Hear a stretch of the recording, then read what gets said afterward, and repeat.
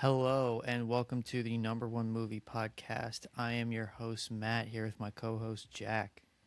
How's it going? And today we are talking about the biggest movie in the world right now, from the biggest director in the world right now. We're talking about The Odyssey from director Christopher Nolan.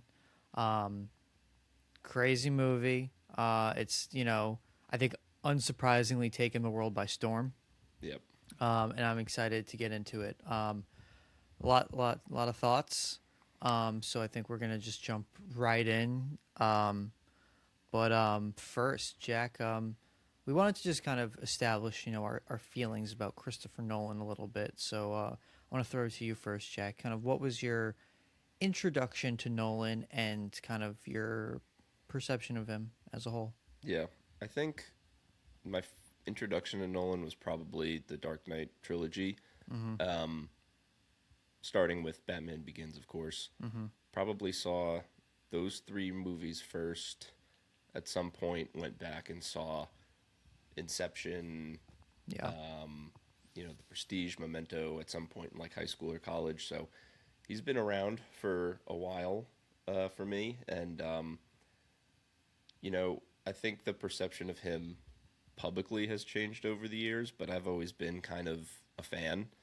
Um, Probably wouldn't say he was my favorite director, but definitely someone who I held in high regard. And as he's continued to kind of go bigger with these last couple movies, Oppenheimer especially, I think he's increased his prestige level. No pun intended. The prestige, but yeah. So I mean, and you could see it in his last two films, especially. Like he's an absolute master at his craft.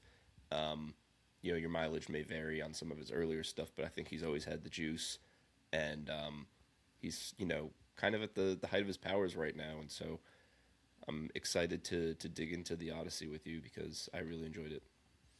Cool. Yeah. So first, for anyone listening, I got my OG shirt on. Hell yeah, And we're let's go. watching. If we're, that's any YouTube watchers, that's a Any little YouTube watchers out there?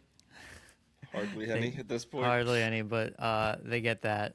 Um, yeah. So I guess I was definitely introduced to Nolan during The Dark Knight. That I didn't see that movie in theaters. I wasn't allowed to because I was what year did that come out? We were like 2008. 10 or 11, yeah. I was 10, yeah. And so I was not allowed to see it because my parents heard the Joker was scary in it. So wait, Um, actually, I have a question for you about that. Do you remember like when that movie came out? yeah. Because I remember it being talked about like a lot at like whatever summer Ye- camp or whatever we yes. were at, but like Hmm. it was a big deal when it came out. It was a massive deal. I remember that it was like seismic and it was hard for me to comprehend at the time. Like, I feel like it was even more than I was like aware of. But I very much remember um, how like hearing from adults, people that weren't necessarily into superheroes, how eager they were to see this, how scary they heard it was, how crazy they heard Heath Ledger was, and I didn't even know who Heath Ledger was outside of the Joker at that point. I didn't Yeah. even know what he like. I was very early in my like movie watching, so I just knew about it, but I knew it was a really big deal, and I wanted to see it really badly. And it wasn't until like a year or two later that I was allowed to see it. Yeah, same. And I remember in that same breath when Inception came out, and I did not see that in theaters either. But I remember it was such a big deal, and I Yep. remember being at camp because all those movies come out in the summer, and the counselors talking about that movie and them talking about how insane it was. And I mean, I wouldn't have understood it at the time, so it made sense that I didn't see it. But by the time The Dark Knight Rises came out, I had seen the other two. I was a big fan of them. The Dark Knight was like one favorite of mine as a kid at the after I'd seen it, and then so I remember going with my cousin to see The Dark Knight Rises, and I have not seen it since theaters, but like Really. yeah, but I remember loving it because I was just a fan. I think now I would not as much, but I was just so like eager to like see the next one. And after that, I think my Nolan fandom was just kind of through the roof. Especially, once it became kind of interstellar on post, Dark Knight Rises. I've been a fan of his like the entire time I've known about him. I mean, going back and watching Memento and watching The Prestige, and I've always really enjoyed him and maybe some of his movies a little more than other movies, but like he's always been one of my guys. He's always been someone I like really love. And what's funny is I love his movies, but I don't like as someone who makes stuff, he's not a guy whose style I really care to like replicate in any way. Maybe it's something we'll get into here, but he has an interesting style. I feel like so much of his power really comes from like his storytelling ability. Um, Even though I think he can be a great visual storyteller as well. He's an interesting director in a lot of ways, and I'm excited to get into this one. But yeah, a big fan of him. Um, let's ripping the Band-Aid off a little bit. I Oppenheimer was my favorite movie of 2023. Yeah. Three. That was my favorite movie that year. I thought it was ridiculously good. And one of his best. And so my expectations were kind of through the roof in terms of like the level of craft he's hit. And I like this movie. I think it is very flawed. I think there's a lot of things about it that don't necessarily work as well as they've worked in the past, in my opinion. Stylistically, and I think this movie's good, but in terms of just looking at Oppenheimer, because I think these movies like share a lot of similarities. Yeah, definitely. I didn't feel it was as transcendent. I didn't feel that there was any moments really that felt as transcendent as like, quite frankly, most of Oppenheimer felt. And we'll get into why. I have a lot of reasons why. Yeah, let's hear your kind of early, like, quick impressions before we dive right into it. Yeah. I think I agree with you. It's very similar to Oppenheimer. I think maybe the highs aren't as high, but I think it's maybe a little bit paced better throughout. I don't think there's many lulls in the Odyssey. And we'll get to it at the end of the podcast, but we'll do our Nolan power rankings. Yeah. I have Oppenheimer and the Odyssey very close. I've been kind of flip-flopping between which one I have higher. Interesting. But I think this movie's great. I think it really just like the word I keep coming back to is undeniable. It's just like Nolan did it again, and you can't really argue with the level of craftsmanship put on display here. Some of the story beats might not work as well as others, and we'll certainly discuss, what works and what doesn't at length. But I think overall, it's kind of a really masterfully done film. I don't know if it's going to be in like my top tier Nolan. A lot of people, there's reactions all over the place, and maybe we can get into that before we get into the thick of it. But some people are saying this is like the best Nolan film ever. Some people are like, this is straight up bad. You have people on the internet in both camps saying like, the politics of this movie are stupid, or just a bunch of like red-pilled incels online, and then people that are like, I guess, diehard Homer stans being like, Nolan changed this, and Emily Watson chiming in on her translation versus Nolan's like interpretation. Mm-hmm. I think all that conversation is like pretty stupid. Just like let Nolan cook. If you would have made a different version of the Odyssey, that's fine. If you think that a lot of the things that he's putting in it are not great for the story, maybe just opt out of future Nolan films. I don't know. But I think it's great. I'm excited to get into it with you. Yeah, do you have any thoughts on like the overall discourse or the perception of the film so far? Yeah, I mean, obviously, like the crazy conservative reactionary stuff I don't give a shit about. Like Yeah. that's obviously just like, fodder for pigs or whatever. Yeah. um uh I I can understand a little bit of it. I mean, I was a big Greek tragedy, or not, like, you know, uh, Greek Mythology. mythology fan as a kid. I never really read. I've read parts of the Odyssey, never like the whole thing. I am like, so I wasn't like one of those people that was like gonna obsessively like, critique. I don't have that to critique with it, but I think that like generally I can. My thing is I don't like just unabashedly love this movie, so I can see some of the critiques about the way it was made.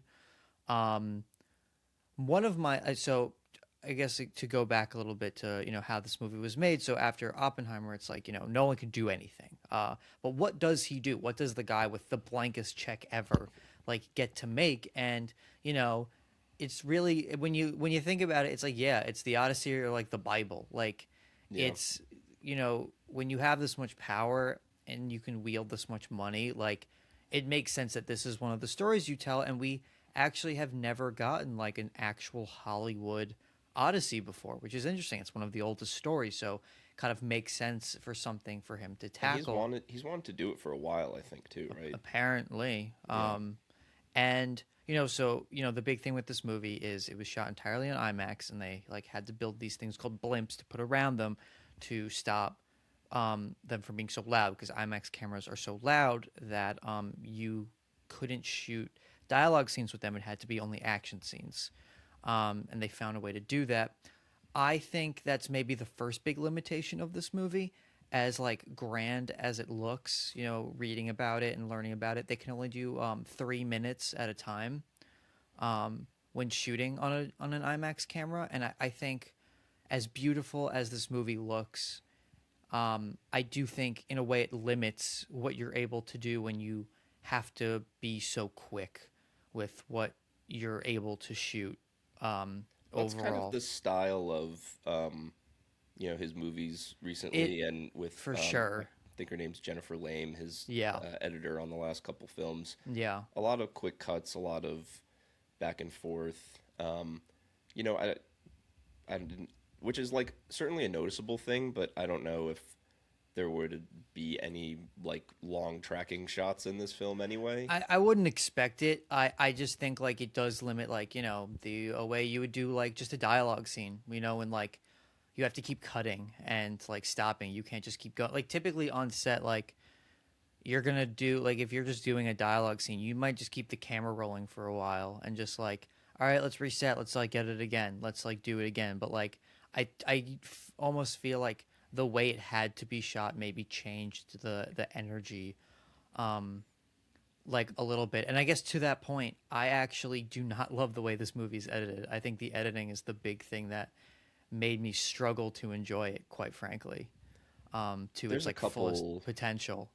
yeah, there's a couple parts that maybe there's too many cuts, or there, there's the one couple seconds they play. I counted. I saw the film again last night. Yeah. 5 times they play that like Matt Damon on the steps, like looking up with like the fire reflected on his face. 5 times you see that shot. 5 times. Um, and Okay. so yeah, there's a couple editing choices that I don't fully agree with, but I do like it in terms of like adding to the tension in some of the action scenes and like the franticness Yeah. of I mean, all that's going on. yeah. So Let I we don't mind it overall. we should probably just jump into the beginning of the movie, because I feel like a lot of, I guess, my feelings start there. But to kind of piggyback some of these ideas, Oppenheimer is a movie that is incredibly fast paced. You're moving through so much at like kind of hyper speed, but it fits a movie that you're essentially turning like a a thriller out of like a bunch of scientists like in boardrooms and stuff. Yeah. Like it fits the energy of that movie well, where there's kind of a lot of jargon you're getting out, and you have to find a way to make that really engaging. And I think like the way he heightens that is done incredibly well in Oppenheimer.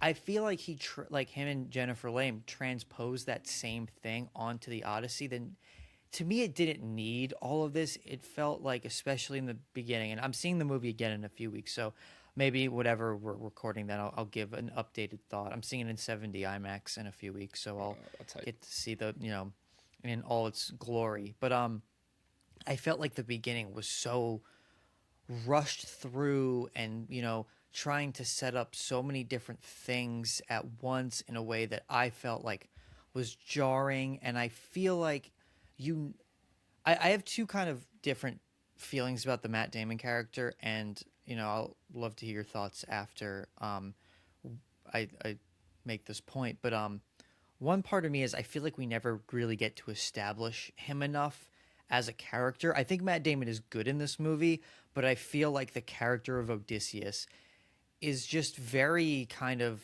slapdash in a sense because we're cutting around so much.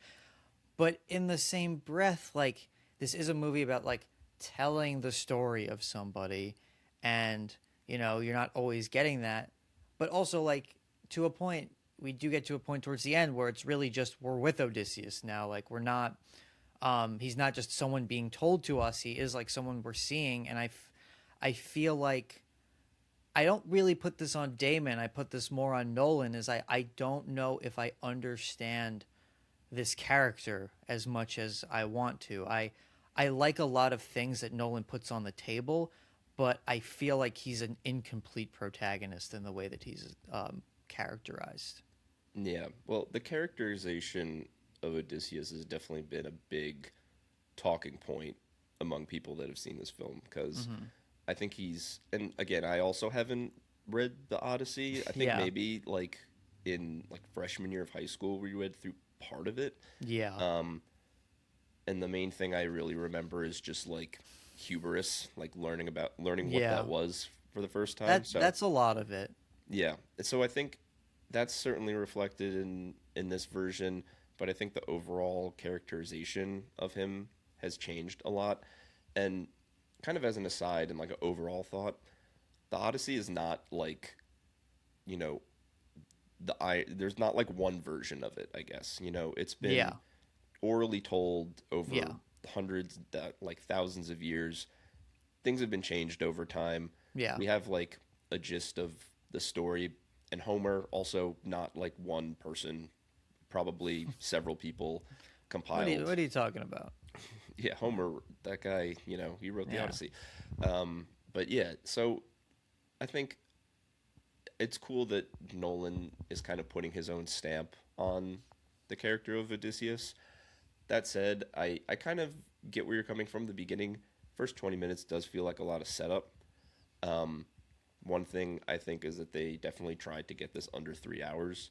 Well, they had to because IMAX cameras can't, or like Yeah. projections can't go past that. So I just feel like you're really feeling the limitations of the medium, kind of restricting what this story could have, like, used a little breath, Yeah. essentially. I think in the beginning, though, you kind of get what you need out of who Odysseus is.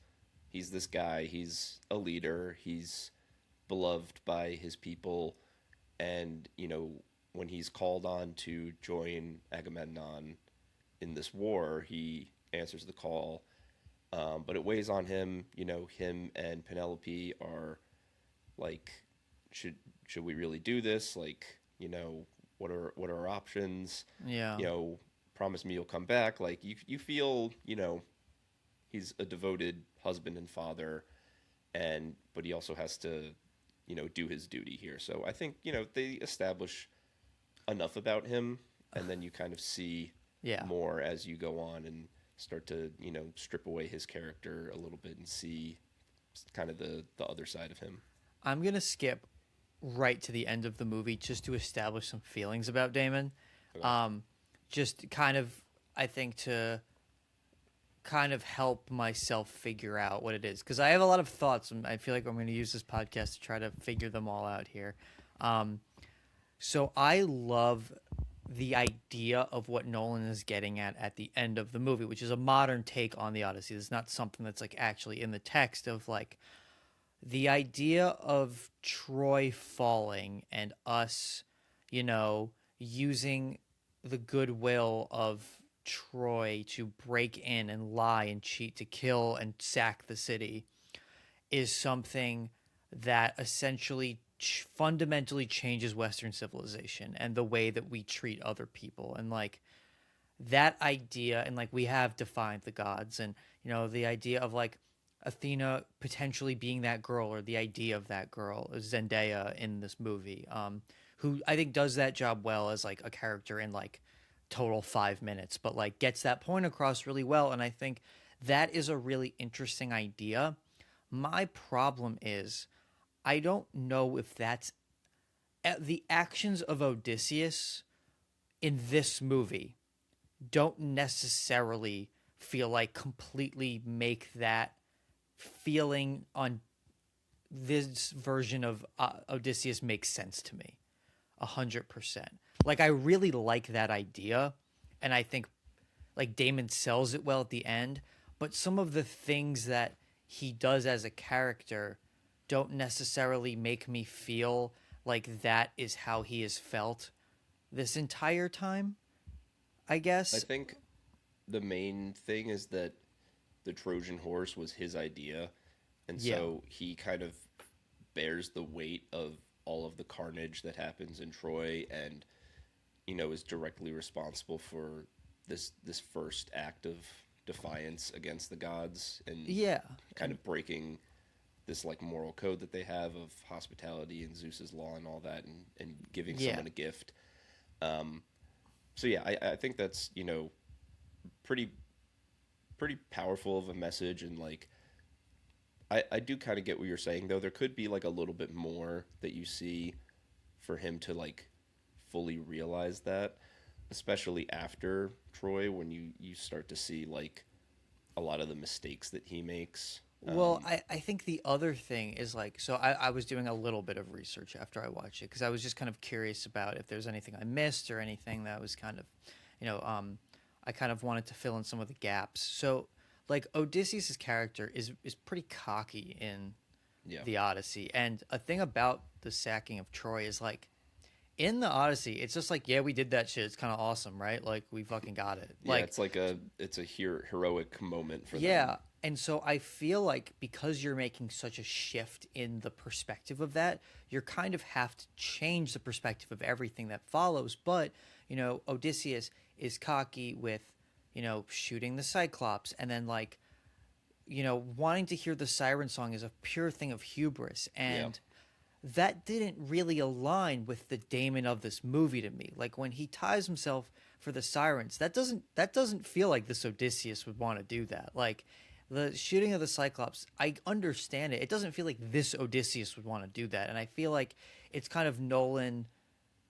I think there was a way to make that feel more fluid or organic, and I just don't think the Odysseus that's like in the text and the one that he creates, that he modernizes it enough to make that all those leaps make sense to me, where I feel like there's a bit of inconsistency in his like character and his actions versus the way he's describing the ending, because the guy who's describing the ending doesn't necessarily describe all the actions of what he's doing throughout the movie to me. yeah. Well, I think that actually is a really fair criticism. Um, I would say maybe like there's the realization of Troy and kind of more broad conclusions about civilization and how we're supposed to work together and treat each other, and then there's more of like his own internal conflict with his own leadership and hubris.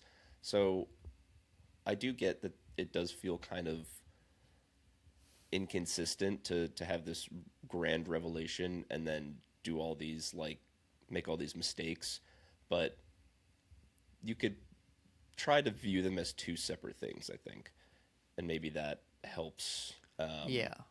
I mean, accept that a little yeah. bit more.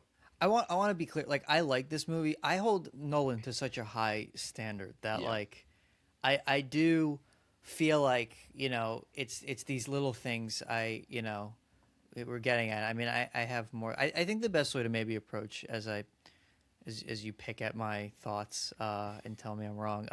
Maybe just go character by character is probably the best way to handle Yeah. think something like this. But Well, I don't disagree with what you're yeah, saying. I do yeah, think that's a really good point. But yeah, if I were to try to like put myself in Nolan's shoes, maybe. yeah.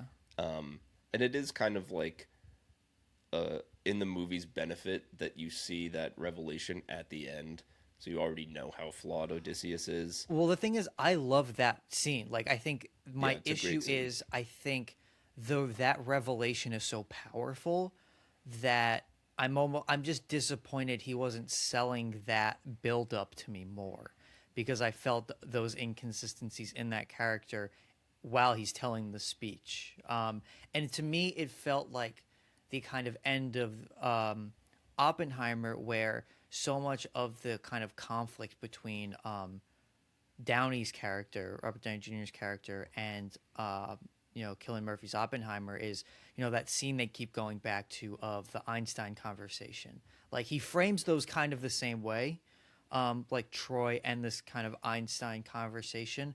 And I think the beauty of that Oppenheimer conversation is the implications of how far Downey goes, because he thinks something happened in that moment when really it's a conversation between Oppenheimer and Einstein about how they fucked up the world. And I think it's kind of beautiful in a narrative sense to kind of paint this moment as like a turning point for one of our antagonists, essentially kind of misviewing something that has this kind of ripple effect through the rest of the movie that you don't know about until the end of the movie. On top of that, the moment where we have the realization that Oppenheimer is, realize he fucked up the world. Like, these kind of these multiple things in one moment that kind of create, like, it's not the end of like the narrative, like timeline story, but it's the perfect place to end the movie because of how it combines everything together at once. And I feel like Nolan was like, let's do that with Troy. Yeah. And all of that makes sense to me as like it's thing we know about in history. It's one of the most famous battles of all time, metaphors of all time. Trojan horse. Yeah. But I just don't think he nailed it to the same sense of like building to that moment, but like putting the pieces there earlier to make it have the same impact as the Oppenheimer ending. Yeah. Well, one thing I will say is I think after Troy and all of the moments where you see Odysseus and his crew traveling, I'm trying to think. I feel like he does a good job of maintaining Zeus's law and like his humanity. Maybe not so much with the Cyclops, just because the Cyclops was eating them, but like when they get to Circe and he comes in and he's trying to like find his men, he treats her like with respect and he's trying to like, just figure out, feel her out. He can sense that, something's wrong there. Yeah. When they go to that village that kind of like just starts burning itself, Yeah. they don't have an intention of, Well, raiding them or stealing anything. Like that they're just stuff looking for supplies. I like because it made Odysseus honestly Odysseus felt like a fool for most of the movie. Yeah. In a sense, he has his moment with Circe, but besides that, I feel like he just kind of felt like a bad leader. Yeah, well, I think the whole point of his characterization is like he's a good leader, but he just makes a lot of mistakes that are due to his own hubris. But I don't think there's enough of that hubris. I think is like kind of the conflict I feel with the characterization, where I like a lot of those moments where it feels like he's kind of a man out of his wits. He puts his men in these situations that he feels responsible for. And I feel like Nolan's almost reframing it in the sense that like he is almost being cursed for the sins of Troy throughout the movie, instead of like it's his own hubris and the beat for Troy that gets them there. I feel like there's kind of a reframing of his character, which I'm not opposed to at all. I just wish I felt more of that consistency throughout, essentially. Yeah. Well, I think I kind of view all of his mistakes as a fault of his own and defying the gods, not necessarily like because of Troy, but maybe in part. Um, yeah, I guess there's a part of that, but I think they go hand in hand. It's not like, and I think the decision to not show any of the gods explicitly is That I interesting like. That because I'm into. yeah, because it's like, do we have free will or do the gods decide everything? And it's kind of, Yeah. you know, the age old question that no one really has an answer for. And in the film, it's like, okay, we can show our hubris and make mistakes that lead us to defy the gods, but do the gods punish us directly, or is it because of our own misgivings? And it's like, it's probably a little bit of both.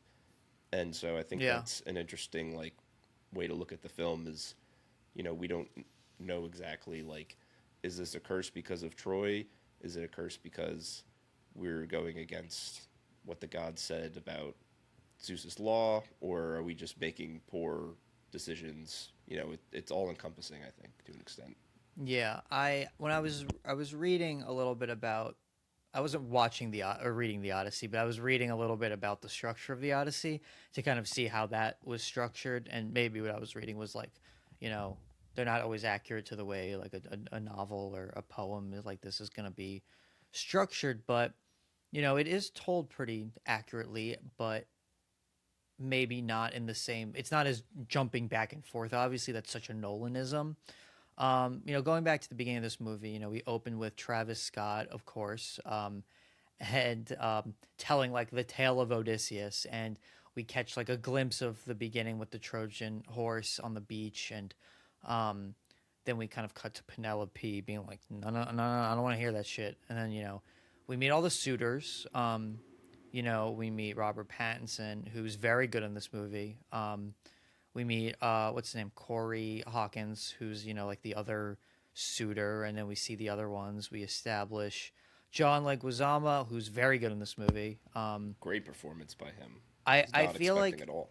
I feel like if this movie gets any Oscar nominations, realistically, it will be Leguizamo in supporting. I think Yeah, we got to maybe do Oscars corner at the end. we'll do it. I think maybe Samantha Morton uh, for supporting actress. I don't think Matt Damon will get nominated. I don't think that's a crazy thing. He's good in this. I don't think it's gonna happen. Uh, but a very shockingly good performance from him. Yeah, kind of the heart of this movie. In a lot of ways. Surprisingly. I'm trying to think if there's anyone else in that house worth just There's like naming. the two Oh, Mia servants, Goth, Mia Goth, and I'm forgetting the three named. I'm looking up the cast right now. I'm fine. Logan Marshall Green, who yeah, was going to be played by Tom Hardy actually, until they got switched out, and I'm glad, kind of, because that would be a weird Tom Hardy role. yeah. I thought Cosmo Jarvis was maybe in the mix too, but He that might was. Oh wait, who was Cosmo Jarvis in this movie? Tom Hardy I think would be a little bit old for. That Oh, character. he was supposed to play the Cosmo. You're right. It was the Cosmo Jarvis role that he was going to be playing. I was like, that wouldn't work for the Logan Marshall Green role. Yeah, you're right about that. And yeah, that's kind of like the house stuff. I don't think Tom Holland was particularly good in this movie, but I also think he was like serving the role decently of like kind of being a wimp.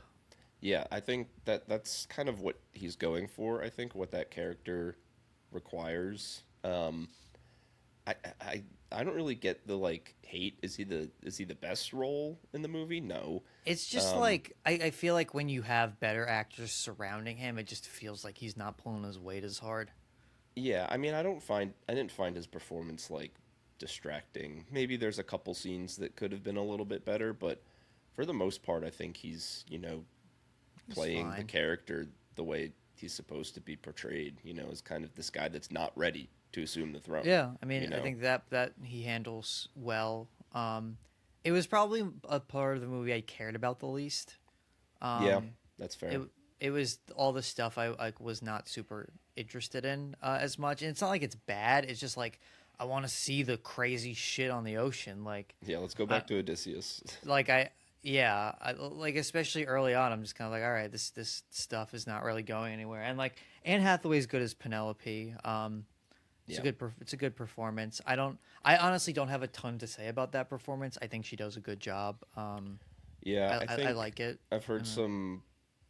some, criticism saying that she's not given enough to do, or there's really not, I mean, that's what too Penelope is. there's not too much of her like characterization, which is fair, but I do think, she's the wife waiting for her husband to come home. There's Like not like she's the first one of creating a genre of wife to come home. pretty much she's the OG. I do think she has a couple like really good scenes though. Yeah, Where for sure. she's talking about how she's been basically sitting on the throne for 20 years, has experience and like wisdom. Yeah. Ending that scene with screaming "I want Odysseus" though is a little like I was kind of I cringing a it little bit. I was like, it made ah. sense to me in that I think moment. it's a tad too much. Just a little bit overacting the scream, but love Anne Hathaway. The year of Anne Hathaway continues to Yeah, to give us great stuff. that largely worked for me. I think going, talking about this beginning, like whatever chunk, first hour, let's say maybe less. This was the part of the movie I think I struggled with the most. I think Nolan's always been a filmmaker that kind of rushes through his own movies in a way. In the He, beginning, you do feel that a lot in multiple of his films. Yeah. and it works in other movies more in kind of what they're going for. I mean, going back thinking about other movies of his, like he has a very odd editing style. Like he truly does for a guy of that's like this much of a commercial filmmaker. Um, and also not something we all know, but he has one of the shortest cut rates of any director, like modern director, like in terms of like how long he holds on a shot. Hmm. He's up there with like Michael Bay. Like, I remember during like watching videos about Inception back in the day, like that cut rate in that movie is like very short. It is. Yeah. It's Having always some, rewatched that recently, you definitely feel that. and it's like not my favorite thing about him. I'm not really typically a fan of like quick cuts, but like he makes it work. Yeah. I think here is a movie where I think it's not in service to the movie that we move this quickly through things, that we have to rush through it so much. I feel like there were so many moments that I kind of feel like it needed a chance to breathe a little bit and establish things, but instead we have to kind of race through so much of it. And I feel like we lose things about these characters, about these moments where every scene is like a race to get to the next scene. Yeah. And I felt that too much, and I felt him throwing. I'm trying to find the best way to like articulate this because I it's not something that's like easily. Well, here's like an example that I noticed, especially watching it again yesterday. The scenes where they're fleeing, whether it's, the Cyclops, the giant soldiers, or like Mhm. Hades, whenever they're running back to the boat, there's a lot of just like cut, cut, cut, cut, Mhm. where you're just seeing like reaction shots, you're seeing the people chasing them, you're seeing the boat, you're seeing, you know, this person get bashed, this person fly away. Like there's a lot going on there, and I get what you're saying. It can seem distracting at times, um, but I do think it mostly works. But yeah, it is felt a lot. And I will say, watching it again, also, the last like act feels, I think, a lot. You feel that a lot less. It feels a little more drawn out actually. Once we get Odysseus back in Ithaca, Yeah. everything kind of slows down a little bit, and I do think that that's like, you know, where the film really gets a chance to like breathe, and you really like kind of sit with everything you've seen so far. And Odysseus has some reflections, and he's like explaining, kind of the ethos of the movie at the end there to Penelope. So, but yeah, I do agree. There's a lot of editing. Period. There's a lot of editing. I think one moment.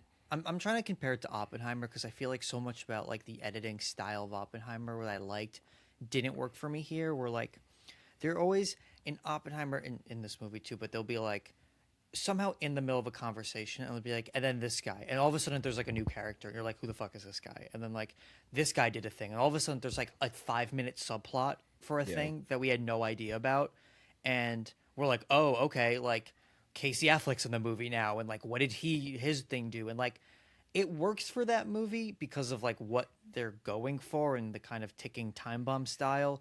I feel like he does that here, but like it didn't work for me where all of a sudden there'll be like, did you hear about the Helen of Troy thing? And then it's like a super quick like thing about that where I felt it was very abrasive in the style it was telling a lot of this story that I was just kind of like, whoa, whoa, whoa, whoa, whoa. Like, let's take like a Yeah. beat. I think Like, maybe part of that is the oral tradition of the story, where you're like, oh yeah, quick aside, here's what all happened with Helen of Troy in like 30 seconds, and you yeah. just kind of pivot to that, and then you go back to the regular thing.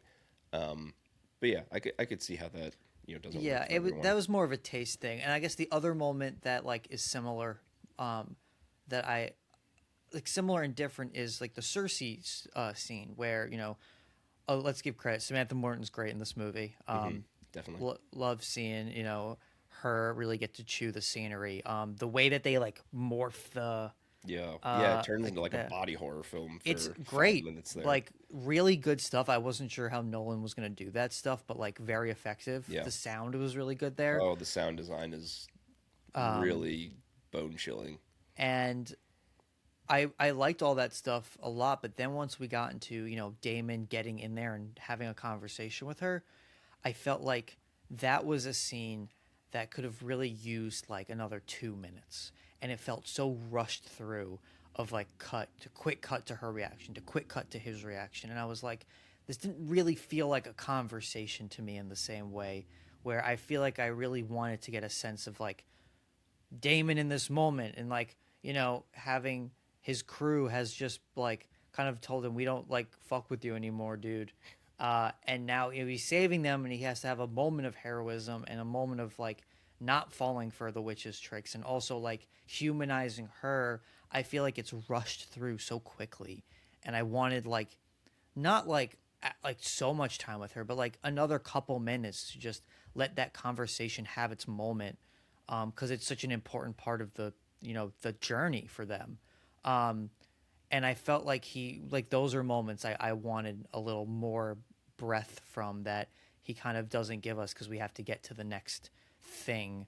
Yeah, there's a In lot to his get to. That's like yeah, the ultimate maybe problem, if there is one with this film, is that there's so much to show that's that yeah. like if this movie was like 3.5 hours or like 3:20, I feel like the pacing would have really worked for me where like you can just have a little bit more and not feel like you are forced to like get to the next thing so quickly where there's a few moments and I guess if like I definitely want to talk more about earlier stuff because there's a lot of great stuff in those, but I this is actually more of an Odyssey thing than a Nolan thing. I don't really care about the ending where he has to like hide and be an old man and like sneak back in and do the test. It feels like very like fably in that sense that like, Yeah. and that's again I was like he's just adapting the I Odyssey at like this that part point. though. I like Um, the whole lesson he takes from Agamemnon is to not come home through the front door and to assess and see what's going on, because if he does come through the front door, like tons of suitors there, he could easily just get taken out yeah, quickly. But yeah, and the fight scene is cool, but the fight scene's cool. Yeah, the fight scene's fun. I like him dropping the weapons from the yeah. like ceiling, Get the swords, get the swords. but like it was Sheep. just very long. That part, like that It part is. It was long, does. Yeah, and it I does was like, I start would have to liked some stretch other out a bit things there. earlier to be stretched out to maybe because I'm like, yeah, like I'm ready. I'm ready now. I've watched all this. Like let's get to the stuff I know is coming. But let's circle a little bit back. Another character established early on. How'd you feel about Charlize Theron in this movie? Hot, just really not doing a lot other than being like a temptation for Odysseus to stay on the island I think She's not. the lines that she has, the few scenes that she's in, she's good. She delivers everything well.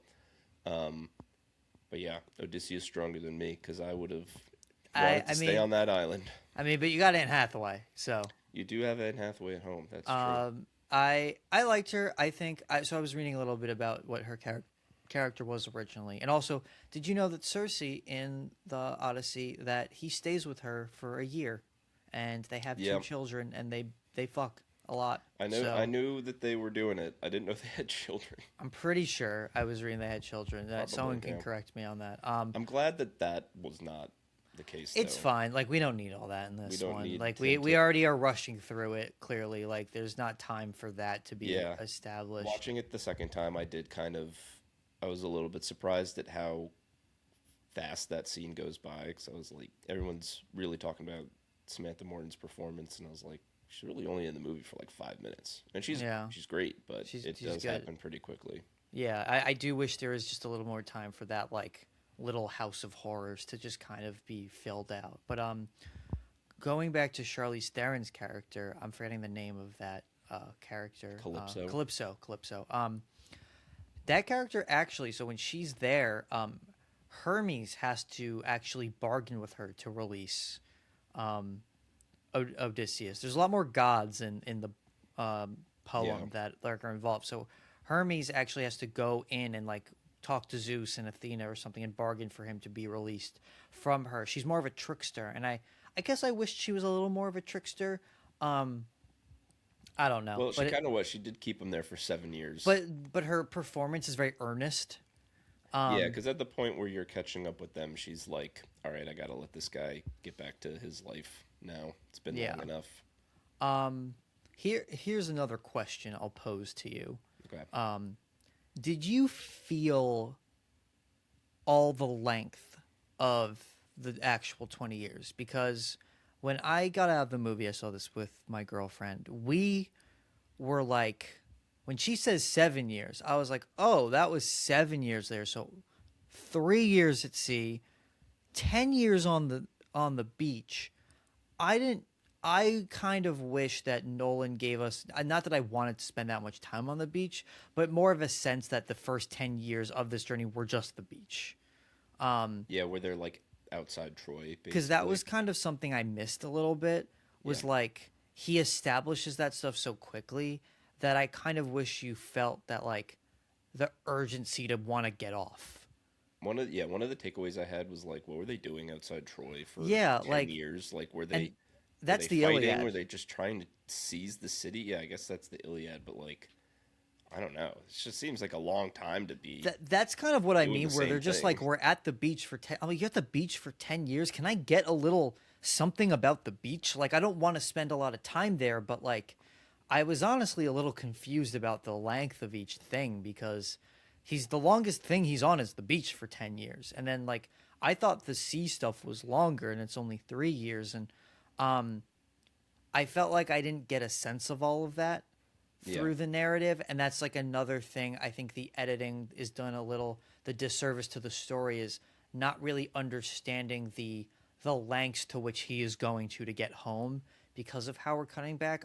I wish we just sat with him a little more in his journey to feel the weight of how long and how hard it's taking. But like I understand it's the it's a lot of people also telling his story while he's telling his own story. But I think in that you do lose a little bit of the struggle of getting home. Yeah. So actually, was it 8 years? So like It's from the seven beginning, because it's 20 because it's or 10 years on the beach, 3 years at sea. Because that's she says 7 years. I thought it was maybe it was 8 years since Troy fell, and then he was on the beach with Calypso for 7 years, and then maybe it was only 1 year in between. Maybe Maybe, it takes 2 years to get to Troy maybe. from Ithaca. I don't know, Oh, so maybe it's even less. I don't know. but still, I did not feel I guess the boat, like everything that happens when they're sailing back, can be a year. I think that can kind of make you could maybe stretch that out in your head. 3 years seems like a lot. Yeah, potentially you're right. I was just like I'd like to feel that like sense of stress more, or like urgency, and like or desperation is really, and you feel that, but I almost just wanted more of it, of like, we've been out to sea for so fucking long and we hate it so much, and a lot of it's being told to us Yeah. so fast that I just kind of wanted to feel that like a little bit more. On the boat, we did not talk about him yet. I thought Himesh Patel was very good in this movie. Yeah, he's does a really good job of like the second in command who starts to doubt Odysseus and really see that like a lot of the things that he's deciding are not being that fruitful, and you really feel it like from the beginning when Odysseus is like, "We're not going to follow Agamemnon," and he's like, "Oh, really?" Like he's like, "No, we're going to go this way. We'll see some of the world," and he's just like, "Are you sure? Okay." Yeah. And then, yeah, it becomes like festering over time to the point where they're like, "All right, let's stop listening to this guy." Yeah, and so in the poem, he is more of a dumbass. He's actually not as good of a leader. But I think because of the shift in the way they're portraying Odysseus, they had to shift the way that Eurycles is portrayed as well. Good pronunciation there. Yes, thank you. That was off the cuff. But I thought he did that performance well. Like, I think you have to root for him because you're kind of, in a sense, have to understand rooting against Odysseus for kind of cursing them to their fate in a way. And I liked the way that was established, and I thought he was really good. I was sad to see him go later when you know that like they're gonna die because they eat the meat, but you feel for him really. Yeah, yeah. He's trying his hardest to like keep Odysseus in check and care for Yeah. the crew, but going against the gods, man, it's tough. Yeah. So what did you? Let's talk quickly about the Cyclops scene. Yes. And Yes. before we do that, I'm going to pause because I got to feed Shelby. Okay. Shelby pause. Cyclops scene, very cool. I think the one there was a few things I was confused about with it, but I just kind of lived with it. Where like, I guess he can't see them really in the cave. In the dark, yeah, I guess. Yeah, I was a little confused about that and how he like just kept going to sleep. Yeah, he's tired. That's where You he just goes didn't to know it sleep. was there. I thought that was cool. I like the idea of like them kind of going in there, forcing hospitality in a sense. Yeah, Which he is just starts eating the cheese, and he's just like, cheese. Zeus's law, they gotta help us. I think it's funny that the Cyclops makes cheese, but Yeah. I thought it was a really good design. There was some puppetry done to make that work. Yeah. I loved the design too. He looked really cool. I like that the sideways eye was like the yeah. sideways, because I think usually when you have it normal, it looks weird. Yeah. So I think the sideways eyes made it like work a lot better. Yeah, it was a cool scene. I mean, that's a moment, honestly, where like Nolan takes his time, and like it's a few days of like 2 days of like, let's figure out how to get out of here, or like how to defeat the Cyclops or sneak away. Yeah. And, It's the like, first major set piece, so I feel like they probably didn't want to rush that, whereas the other ones do feel like they go by pretty quickly. But yeah, this was I really cool. appreciated how much time he took to establish that. I think it's like cool in the dark. I wish we saw a little more of the Cyclops, but I understand like it's probably tough, and also Nolan loves to just chop around Yeah. in his cuts. The thing I really like about the Cyclops is at times you can tell it's an actual person. Like you could really see like the facial features of the cool, guy yeah. playing him, and then there's also the puppetry for maybe some of the other stuff, but all done practically, like super cool. Just like Nolan being the best at Yeah. that kind of filmmaking. And do you know about like how that goes down in the poem, the Cyclops stuff? Yeah, I know. There's like Odysseus says his name is Nobody, so the Cyclops is like, oh, nobody, hurt me. Something. I never really, and I was reading about that. I was like, how does that fucking make sense? How He's stupid just like is the this little thing? trickster, that Odysseus. Which is, that's not this character, clearly. And apparently Nolan had said that he could not figure out how to make that scene work. And I was reading some tweet about how the translation in Greek of like that phrasing is apparently very hyper specific. and it really only works in like its native language. Mm, Like adapting it, you do lose a lot of the context for why that's actually like sneaky. yeah. Like the phrasing, it has like a is like a double entendre essentially, Okay. and it kind of loses some of its meaning.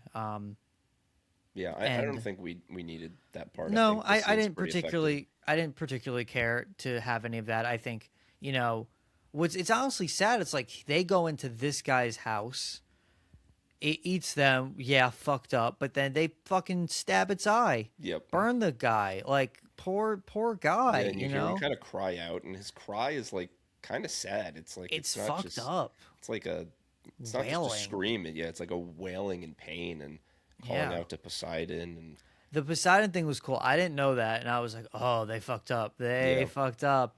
And I like the idea of that, where it's like, okay, um, he's calling out to Poseidon. They accidentally like fuck up this monster, um, and then now like they're cursed at sea, and like you don't know, they've angered the gods. have they angered the gods, or like is this just, is it hubris, is it, what is it? And I like that it's never known, but the idea that um his men believe it to be the gods have punished Odysseus, and I think that's cool. Like that's just good narrative storytelling of Yeah, just like tension between him and his crew.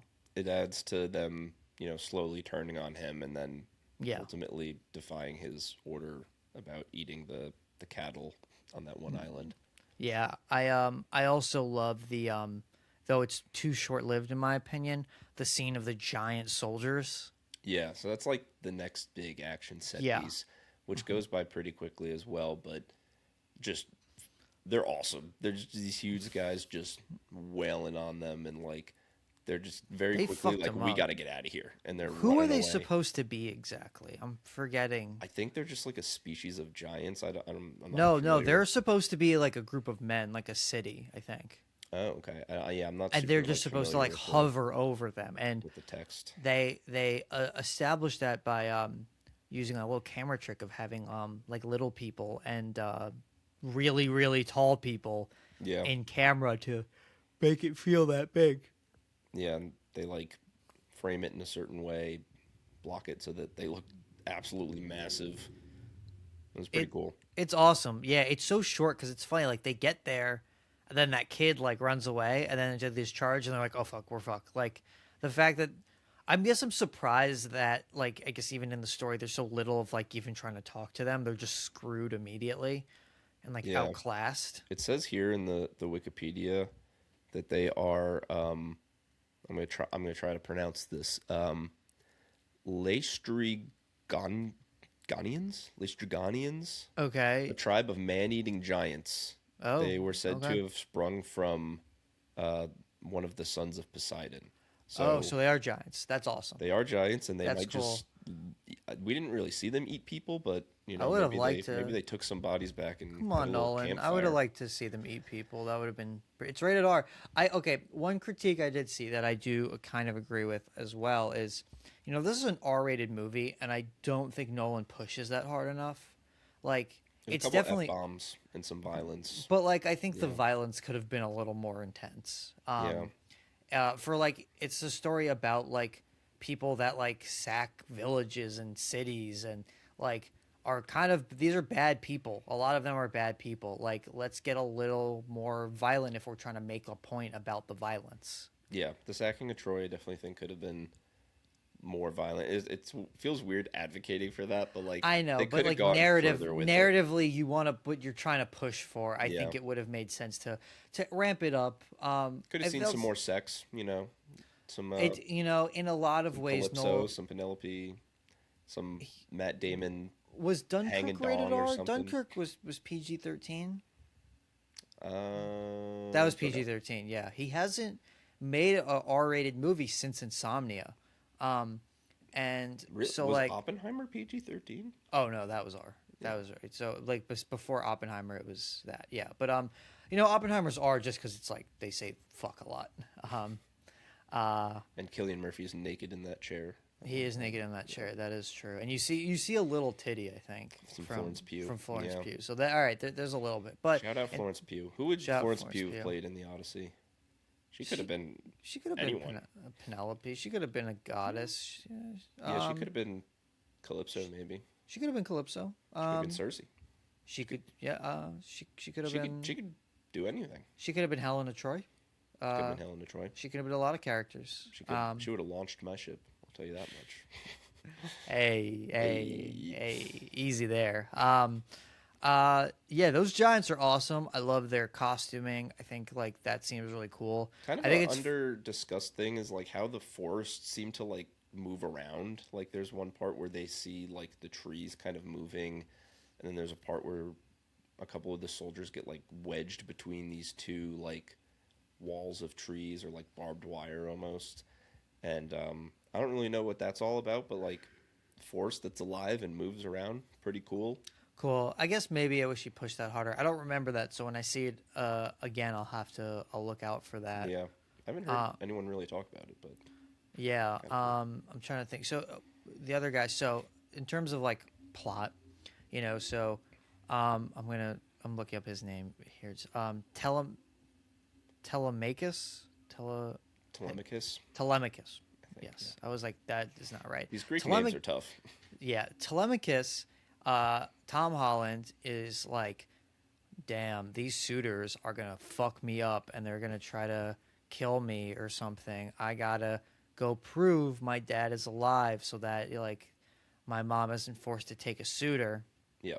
So he goes to Sparta.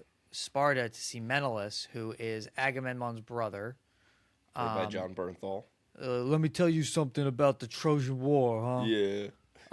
What do you know about Odysseus? Let me tell you something, all right? You want to know something? Goddamn, Telemachus! You're out here looking for your father. Those suitors back home going to give you a real rough time, big boy. He's good. I almost feel like he's miscast because I don't see him being that old or like old timey. I see him so modern. Yeah. Shout out John Bernthal. Shout out Chris Ryan. I met John Bernthal once in Barcelona. Not Barcelona, yeah. Portugal. I was in like a timeout market there, and I sit down, and then someone turns to me and goes, "Excuse me, my son's sitting there." And I turn, and it's John Bernthal with his family. I would have gotten up immediately. And I said, "Oh my God, I'm sorry." And I said, "Are you John Bernthal?" And he said, "Yes, I am." And I said, "Oh, I love your work." And he said, "Thank you." And I was too nervous because he's a very intense guy. Yeah. Yeah, that he's fine. I feel like his part's a little like quick in terms of like whether there. So we see is his wife is not Helen of Troy, or is it? Yeah. It is, and so the other's twin is not Helen of Troy. Yeah, her name is like Clementina or something. Clementresta. Clemenestra. That sounds right. Clemenestra is Agamemnon's wife. Yep. Okay, yeah. So we get Helen of Troy. We see that she's been scarred. So she'll only sail 500 ships now and not 1,000. I did not love this part of the movie, to be honest. I felt like this was a part that felt kind of rushed through, and a little bit like Nolan felt like he had to kind of get through it. It's more like storytelling within the story. It's fine. I didn't hate it, but it was not my favorite part of the movie. So the part of just Telemachus going to Sparta and yeah, and you get the established of like, I do like the thing of him being like, do you want to know what was like inside the horse, and then like that part's cool where you see inside finally, and you see what it's like, because I mean it's so cool to try to understand like the physical limitations of what it's like to like be inside the Trojan horse. Yeah, like seeing the people drown, and then they have like the straws. Yeah, it's like really intense, and like it's like pissing and shitting everywhere. Like that's a great Nolan sequence of the intensity of getting that horse through and them like building it up. That was very, very well done. I love that, and like having Bernthal there is cool. Like all these like cool guys in there with Odysseus is pretty fun. Yeah, Bernthal. I like him. I think his performance is He's good. he's fine. I don't know that he'd like. He doesn't fit in this movie Not exactly. not really. And there's the other guy we haven't mentioned, even though we keep mentioning his character's name, is Benny Safdie. Benny Safdie. Yeah, Kind of a weird casting, honestly. but it works. I It mean, works. the way they frame him, he looks taller than he is. But that armor, man, It's coolest sick. coolest armor I've seen in a long time. Just like I I want it so bad. it's awesome. I actually only think his casting only slightly doesn't work when the scene we can talk about next when they go to hell. His voice is like just sounds very Benny Safdie, and I'm like, this doesn't sound Yeah, like the it's not as intimidating like deep as war you would think. general. I almost wish that if they casted his body, that they had it like they like overdubbed his voice or like put like some kind of thing over it to make it sound scarier. Because I feel like I want to feel the intensity of that guy, but instead it's just Safdie's voice. I kind of like the zag on it though because Hmm. he's describing like how he was killed basically. So if he sounded too like mighty and infallible, like describing like he's like, yeah, I came home and I got stabbed in the neck. Like I don't know, he sounds like a little bit more humanized, I guess. So He's definitely more human. Well, so that sequence happens after Cersei tells him that he has to go to hell to talk to what's his name? It starts with a T. yeah, Uh, the keeper of the you know keeper. And I look, I think that sequence is really cool. I was kind of hoping they would go like quote deeper into hell. yeah Like I wanted to see them push like the fantastical a little bit more, but the beach sequence is very cool. The fact that they practically had everyone like lay in the sand hidden and have to like jump up was like really incredible. Like directing and blocking and yeah framing of that is very intense. yeah, and all the like dark makeup that they wore, like all the dirt and the black sand, like just a really cool sequence. And then when Odysseus talks to Sinon, played by Elliot Page, Yes, just who we haven't a talked about. really powerful scene. Like I know there's a lot of complaints of dumb people online about Elliot Page in this movie, but he's really like gives a great performance in this scene, I think. I think this scene, I think some of the other scenes, I was like, it's like fine, but this scene I thought was like very powerful as this kind of like clueless soldier who was really just bait. Yeah. Um, and we get the flashback too of that when everyone was going to war, children and like men were both put to war, and it was randomly assigned. And I didn't catch this. I think this is another moment that's just like done a little too quickly to like really understand what's happening. But Pattinson's character as a kid is given the thing that he's supposed to go to war, Yep. but instead he trades with Sinon. Sinon, Yeah. and so uh, So Sinon's going now, but going now and to kind of save face for um, is it Antinius yeah, and yeah, Antinius. and Antinius, he's like, you need to go be home to protect your dad or my family, and he kind of takes that much too much to heart. Yeah, he like When tries to really, volunteer, and Odysseus is like, no, like we need strong people here too, and he's like, okay, yeah, and really, what that is like establishing is that like Antonius is a coward the entire time and did not want to go to war, and talks about wanting to go to war, yeah. but he didn't actually want to go to war. And It's you were very gonna, quick. You could see him like he draws his lot. The guy says yes, and then he quickly switches with Sinon. yeah, It's like it a was very quick thing. it was a little fast, but the scene is very cool. I think it's I'm forgetting the actor who's in there. I think it's James Raymar. It Who's like, sounds right. Yeah, but I could be wrong. But it's a very cool sequence. The way that they chase him after, the way that Agamemnon comes back to talk to Odysseus is very cool, and getting that sense of like, his wife killing him for, as we learned earlier in the movie, sacrificing his daughter for pleasant winds. Which insane. Yeah. Insane, but like I guess in the context of like they believe in the gods, you're like this guy's a fucking psychopath. Like, Yeah. And then it said in passing, when Telemachus is talking to, got so many names, John Bernthal, um, that Menelaus, yeah, Menelaus. that his the Agamemnon's son avenged him and killed his wife. Whose Yeah, name I like forget. it's crazy. Like so much nonsense going on there. That we don't even see. Yeah, Yeah, a lot of backstabbing. a lot of backstabbing going on, literally. And but like really, I think a standout sequence in the movie. Just like the beach looks so cool, the black beach. Just like a really incredible use of like real locations. That was in Iceland. Yeah. They shot that. Really, that was a scene that really impressed me. I kind of wish we got some of more of that, like using the fantastical to kind of build that more.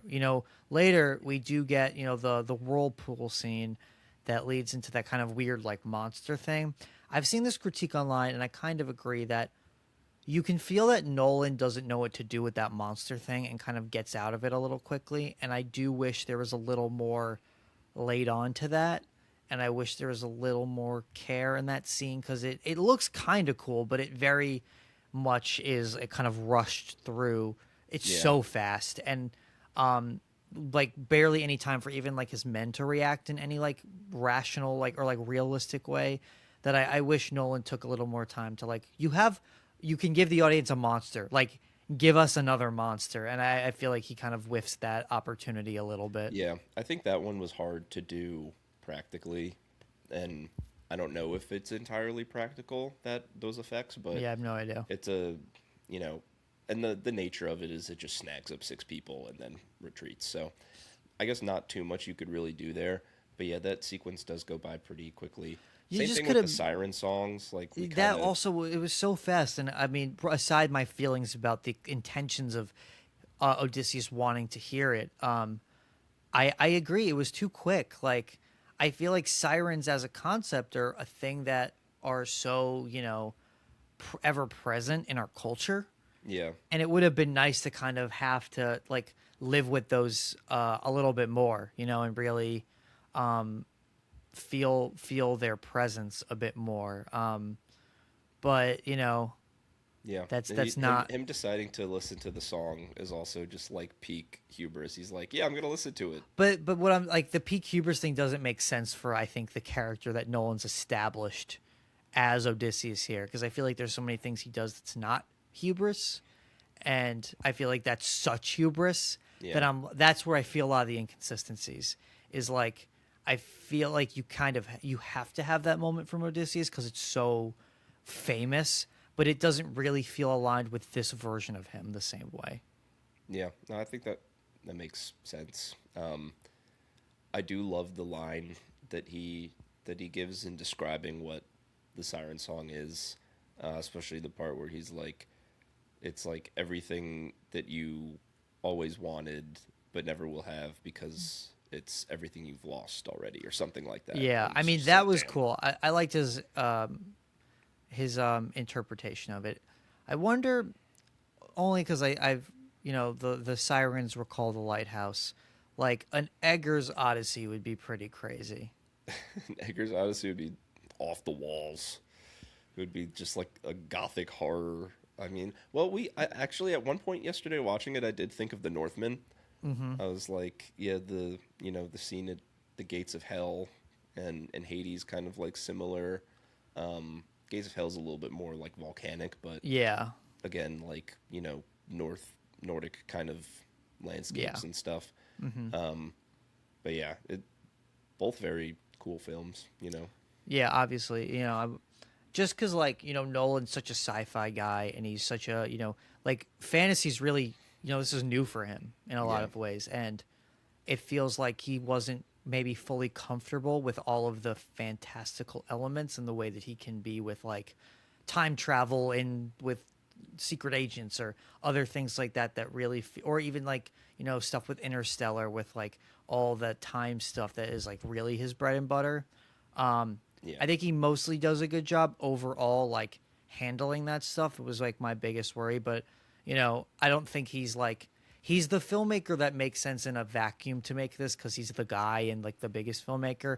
But like a guy like Eggers is more of the guy that would maybe know how to interpret this like Mythology. like text in a way that's maybe honors it in a way that brings out that fantastical more. But again, they would never give Eggers that money. They'll give him, a little smaller budget, but Yeah. he would never make Odyssey. So there's, we would never even get that unless, Werewolf makes, $1 billion and then he gets Which would to make. be sick. I will be hype. We talked about this earlier a little bit, but like anytime you're adapting a text that people have a relationship to and feel strongly about, you're gonna upset people. People are gonna, Yeah, of course. say that you did this wrong or you didn't understand this. And I actually thought earlier this year when Wuthering Heights came out and people were dragging Emerald Fennell for putting her own twist on things and, kind of, I guess, reinterpreting the text for a more like modern I mean, audience. the her twist on it is making it bad. That's the twist. I didn't mind that movie, honestly. I think guess that movie a was lot of people terrible. didn't like it, but I think it's a similar kind of thing where it's like just a filmmaker taking an adaptation or a work and adapting it, not like literally translating it to the screen, but making it their own.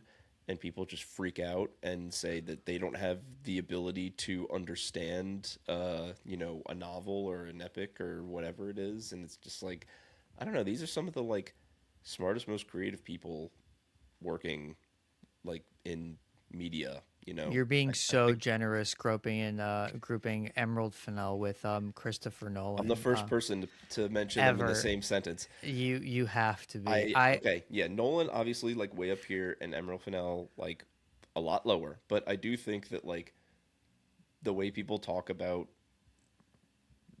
filmmakers a lot of the time are just like, they didn't understand the text or something, and it's very rare that they actually like don't understand. I mean, it's to me, it's not that I don't think Nolan doesn't understand the text. I think it's like I notice when he's less interested in something. Yeah, not saying Like that you're saying that he doesn't understand it, but like I do kind of agree to an extent. Maybe he didn't know what to do with a lot of the like big famous beats of the Odyssey in this adaptation, where it's like, oh, like I'll just throw this in because I don't really know what else to do with it or how to build the plot around it. there's so many moving pieces, and I think there's just some of the pieces you can feel that he has less of an interest in than Yeah, some of the other ones. And not that he didn't care about them, but like I just think he had less of a take on them, and you can feel that sometimes.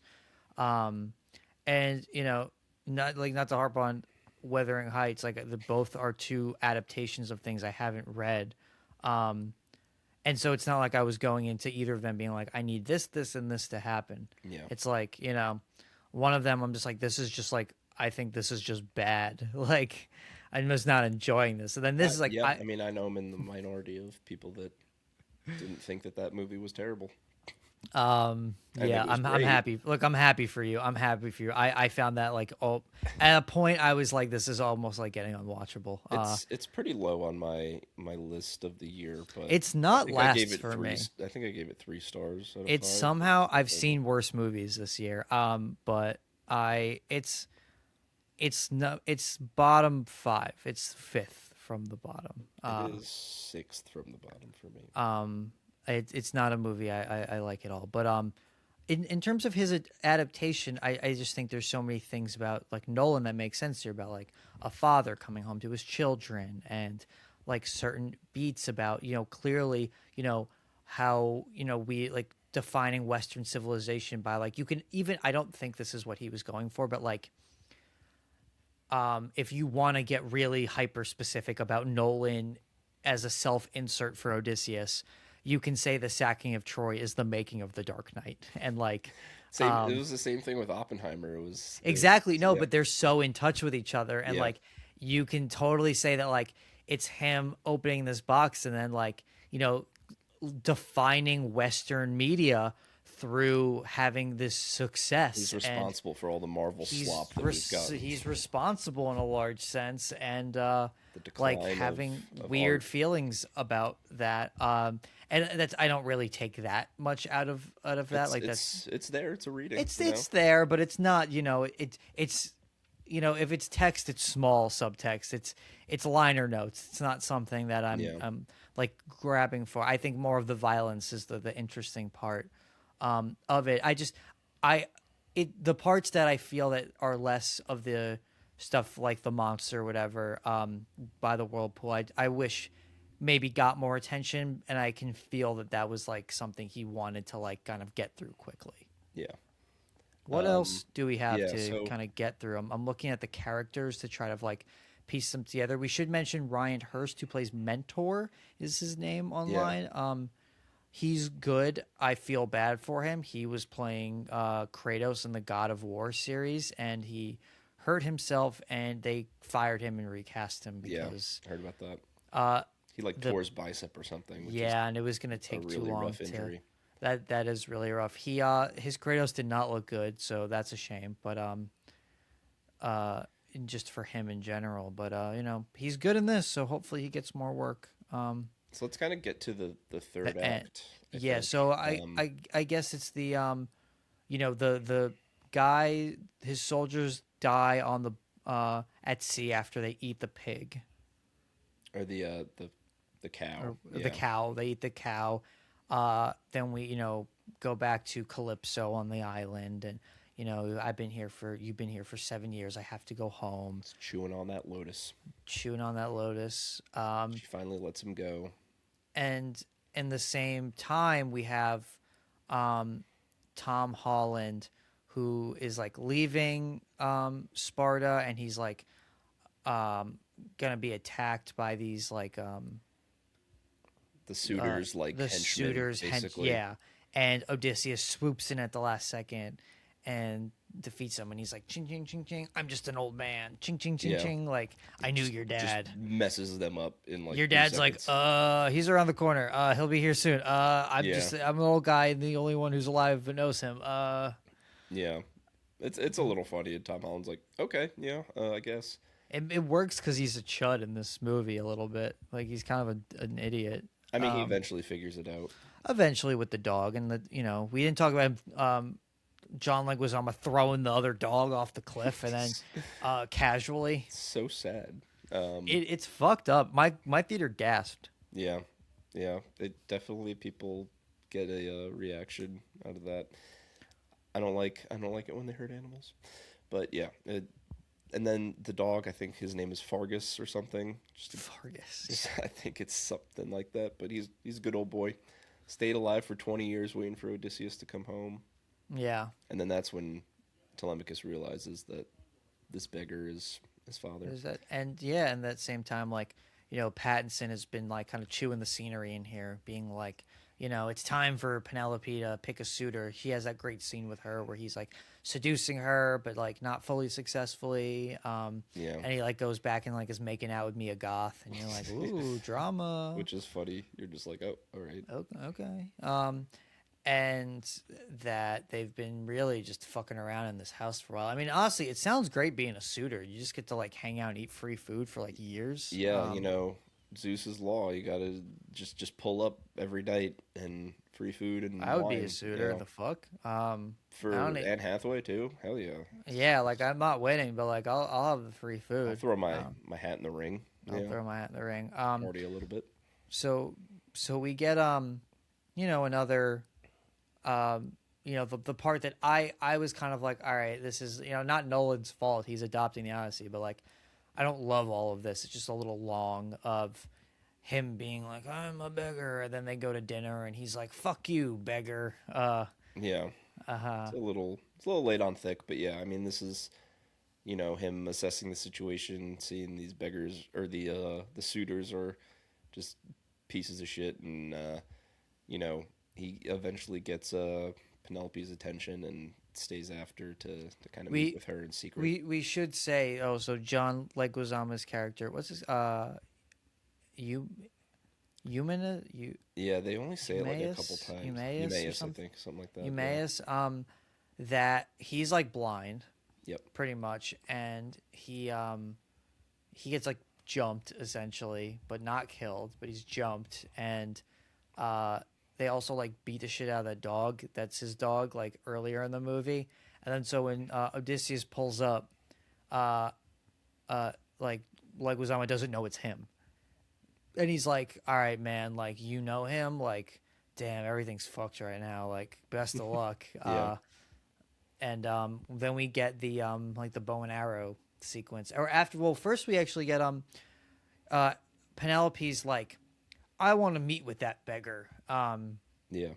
You said you sailed with my husband or something. Why is he not back? And then he's like, cause your husband feels like the worst person in the world for the sack of Troy. No, but then we get that sequence, which is great. Yeah. We see A like real what really happened with all the carnage and the and killing I of was innocent people and burning the city. Yeah. And like we did say, it could go a little harder, but like it is still a very cool sequence of like him watching um it all burn down around him. The beheading of the Athena statue, and then Very they cool. grab the person who looks like Zendaya. So I don't know if it's supposed to be like literally Athena that they kill, or if it's just like a representation, like the person, the figure of Athena appearing to him just happens to look like that person that they killed. But either way, it's like a pretty I cool Yeah, I think it's analogy also the metaphor. idea like like the Zeus's law is like any human could be a god. So like this girl could have been a god. Yeah, and they Um just murdered her. Yeah, and I don't think it's definitive just because there are no other gods in this movie. But Yeah, I think it could be. Like I think the idea is like it could be, or it's like this poor girl could be a god, and look what we're doing to her. yeah, And like look how we're defying the gods. We're cutting off the statue's head. We're going against these principles that we have lived by for so long. And you know, um, it is powerful. I mean, it's like it's Damon's moment to like finally shine, and I think Penelope also like really takes it in and yeah. in a moving way. They're both really good in the scene. I think another cool part of it is throughout the film they reference like the sea people a couple times as like, Yes. times are changing. These people from the sea are coming in and like, you know, not abiding by Zeus's law and like the decline of civilization and all that. And then Yeah. it's kind of revealed that they are the sea people, like the the you know people of Ithaca and like Odysseus and his crew Yeah. are part of that. And it's like it's kind of interesting because it's something that's like built up as like foreign invaders coming into our land and like eroding our culture. But the thing that's actually eroding our culture is our behavior and our losing our Ourselves. yeah, like our losing our principles, Humanity. Zeus's law, yeah, like losing our humanity. That's the real like problem. So I think that's like a very interesting message to weave in to this story to kind of modernize it as like there's all these fears of like all over the world, not just in the United States, of like immigrants coming in and taking over and like Yeah. we're losing our culture and stuff. But the real problem is like we're just treating people like shit everywhere, and that's like what's really causing the decline of civilization is just losing our like basic goodness and treating people the right way. Yeah, I feel like this moment really reminds me of in Interstellar with like the aliens, where you think it's aliens the whole time, and again, it's like it's us. Oh, with like the bookshelf. Yeah, Yeah. like it feels like a similar type of a thing he's pulling, where like you hear about these. It's less prevalent because it's not like the point of the story, more of like the aliens or the point of Interstellar. But I think it's kind of the same idea he's getting out of like you think it's these outsiders, but it's us. It's us doing this thing. I've been setting up this whole movie, and like we're the problem. I mean, I think it's the best part of the movie, and but just to hammer it home again, like I think what makes it good but a flawed movie is like how like it is impactful, but I think some of Nolan's inconsistencies is getting that theme across the entire movie the way he does so like effortlessly in Odyssey. Yeah. Which I think is like this to me again. This movie's a lot of like good, but just kind of like almost like he's like tying a hand behind his back with all like how much he's like putting on this movie Yeah. himself. It really waits till like this moment to really lay it all out. And it's good. And then we get the arrow scene where Penelope's like, "I'm ready," Yeah. and it's like it seems like she pretty much knows, but Yeah, watching it a second time, it is really hard to like pinpoint a moment where she figures out like I don't this know guy if she's must be supposed to know then. because she talks to him and then she decides that she's going to set up this challenge the next morning, and being like, well, Odysseus has to be here, and then once he strings the bow, like they have everything ready for him to just like kill everyone. Yeah. So she had to know that he was either that beggar or that he was going to show up. Like, Probably. so yeah. But anyway, Yeah. he It- goes it- crazy. Yeah. He goes, well, they can't do it. And I think one of the great moments of this movie is Antinius, is that again, Antinius or whatever, who is like cowering away and being like, no, you got it, you got it. And then like when it's his time, he's like, fine, you proved your point. Like I love the all bark, no bite Yeah. take on this character. I think Pattinson is just so good. He is like one He's of great. the better. It's not a performance I would be like this is like Oscar worthy, but he is just so much better than other actors. Like he is just the level he's operating from at this point is just like he could do so much with so little. Will someone get these beggars out of here? It's so good. It's so fucking good. Best line reading of the movie. He's so good at playing a little freak. I love him for it. Yeah. Yeah, and then we get, he does it. He's able to do it, and then we get like another like a cheer moment for my theater. I don't know if it was for you. Yep. Where Corey Hawkins goes, "It's Odysseus," Arrow to the neck. and it's So awesome. satisfying. 'Cause I he's a had little- cheers. He's a little sniveling weasel the whole time. He's mean Yeah. to the dog. He kicks the dog. He kicks the dog. He deserved an arrow in the Bastard. throat. And then we get like a cool action sequence. I don't think this is like rivals one of Nolan's best, but like No.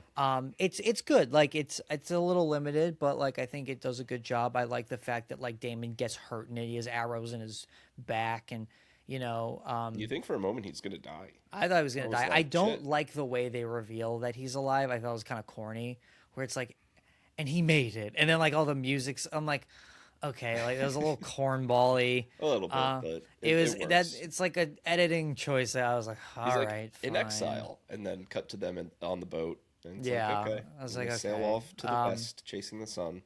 And finally honor his men, because I think it goes back to the beach where he realized he has not honored his men. He's not been honorable enough. Yeah. And so that's part of the sailing is to go there. But the fight's cool. I think Pattinson being kind of I think they do it a few too many times where they cut to him and he's like, get the sword, get the sword, get the shield, get the shield. And I'm like, okay, we get the point. You're not spears. spears.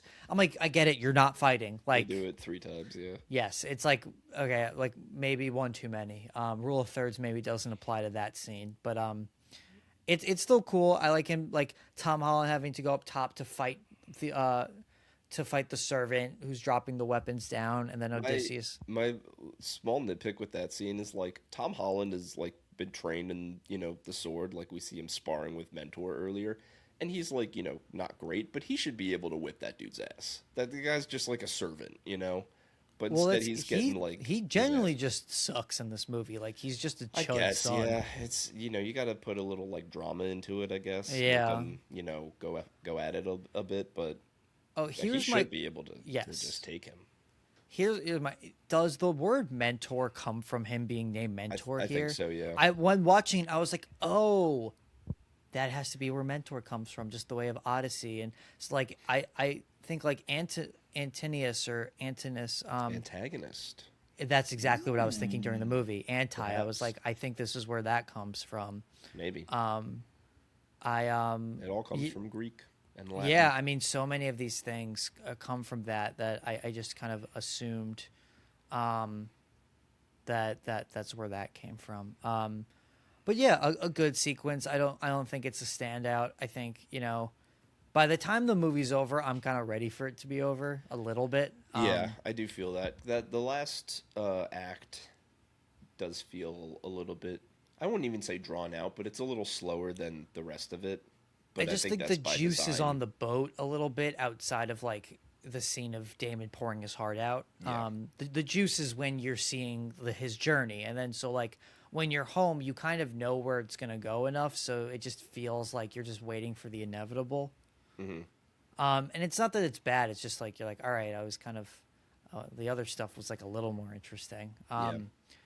But it's still good. And then it's a sweet ending of him honoring his men and doing the right thing. The Antinius's death is good. Yeah. He shoves the lot in his throat. His Yeah, shame. shame. Um, and that's the Odyssey. Like That's that's it. what it is, and that's one of our oldest stories that's defined Western civilization. It's funny watching. You're like, oh yeah, this has defined it, and it's not like this is like the greatest story ever told, but it's cool that it's like the adventure story that would set up, you know, the billions of stories that would come after it. Yeah. Pretty Yeah. much. Any other Um, like overall thoughts? I feel like we touched on a lot. we touched on a lot. I feel like I touched on a lot of the things that I struggled with in this movie. That I think it's a good movie, but we'll go into our rankings short in a few. Not the transcendent Nolan movie I was hoping for, and I guess yeah, just to kind of circle back on my thoughts. Just I think some of the IMAX stuff and some of the other things that made this movie great were also kind of its own limitation, and Also, I I do want to say about the IMAX stuff, like, again, more just dumb people complaining online, but I have this platform to rebuttal, so I'm going to yes. do it.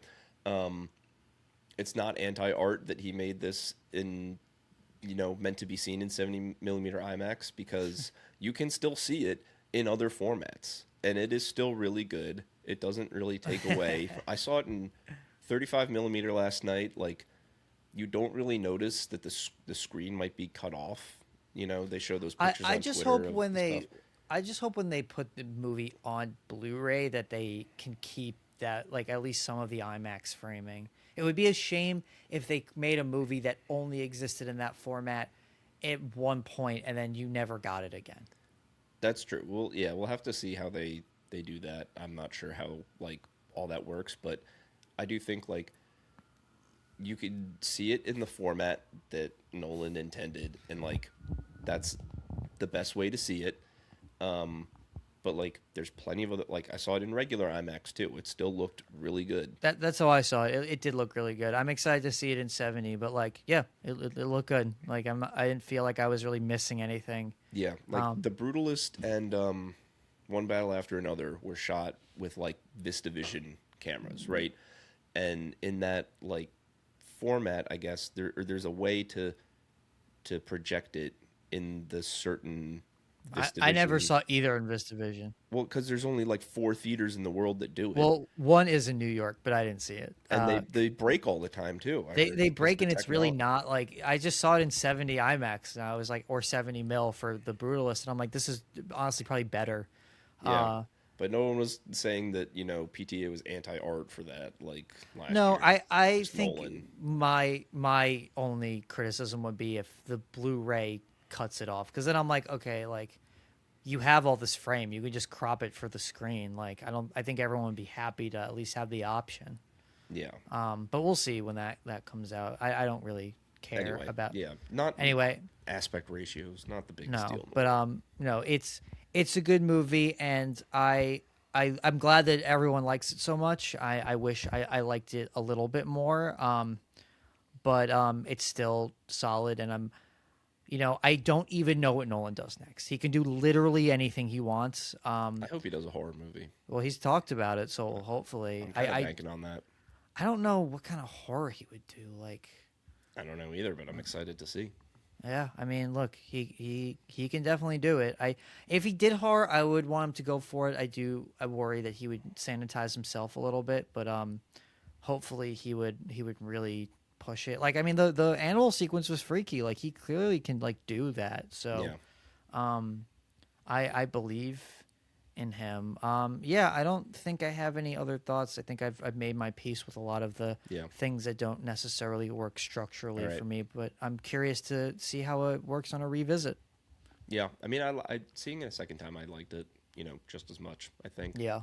But yeah, before we get into our Nolan list, let's talk Oscars real quick Sure. because Yes. Okay. I think this. I'm not ready to say definitively, but I think this has a very good chance to break the nominations record, which was broken last year by Sinners. I think 14 noms. Okay. I think this can easily get to 14, maybe 15, maybe even 16. So if we go through the list, help me keep track here. All right. Okay. So director, picture. Do you have like a obviously. list of them all out? Yeah, but they're not in like order really. They're in like Okay. an alphabetical order. Picture, director, adapted screenplay. I think Probably. probably. Visual effects, probably a lock. Yeah. Cinematography, probably a lock. Yeah. Costume design, Yeah. editing. If it's Oh, gonna wait, hit. sorry, I lost track. Are you counting? I lost track. I'm not counting. I'm just reading. Okay, wait, do it again. Do it again. I'm gonna count. Picture, director, screenplay, Okay. visual effects, Okay. cinematography, Yeah. costumes. Yeah. I say editing just because it'll be. One of the I mean best. it will. I don't love the editing, but yes, it will get an editing nomination. Production design, Probably, yeah. makeup, maybe. Probably. Yeah. Score, Yeah. sound, Yeah. and then so how many is that? That's 11. See if I missed anything that's obvious. Original song for that Travis Scott. There's a chance. It's not very good, I but don't know. there's a I don't know about chance. that. Stunt. This is the stunt year. The stunt Is it Oscar finally? year. I think it is. This is the first year for it. I don't know if it's next year, this year. Maybe it's Okay, next year. potentially there's potentially like 13 outside of acting nominations on the table. Okay. So then acting. I think Damon is probably a lock. I know you don't think it I don't think so. I like genuinely don't think it's to happening. get nominated. I think it's close to a I lock. I don't know that he'll win, but this is just such a like huge movie that like it's kind of he's the face of it. He's doing all this stuff. It's maybe not like his best role or the best role in a Nolan movie, but like I don't know. I think it's just going to kind of sweep the nominations, and I think I don't he'll know. be in it. I think there's a chance that Anne Hathaway gets nominated. I do not think that's a lock. I think that's a performance that only gets in if the category's a little weaker this year. Yeah, I could definitely see Anne Hathaway in. I think supporting, but I think like Samantha they could put Morton her in and lead. I think Samantha Morton and John Leguizamo have both the best chances of getting nominated. If I had to like throw a guess out there, I think There will be that campaigns for both of them. Yeah, John Leguizamo, a famous actor that has been beloved for forever, getting a nomination, I think for him is, I can see that. I think for Samantha Morton, I mean, she's already a two-time Oscar nominee, two-time Oscar nominee. There's a chance, the Academy already likes her. If again, I think she's good because of her limited time. I think that's one where like if the category's a little weaker this year, she like jumps in. yeah. I don't even know like what the like supposed ones are this year of like things that are hypothetically supposed to be like actor nominations. There's still I a mean, lot like that hasn't been debuted yet, so I think. I mean, like it's still Tom kind of up in the Cruise air. is like the only one I can think of that's like a guy.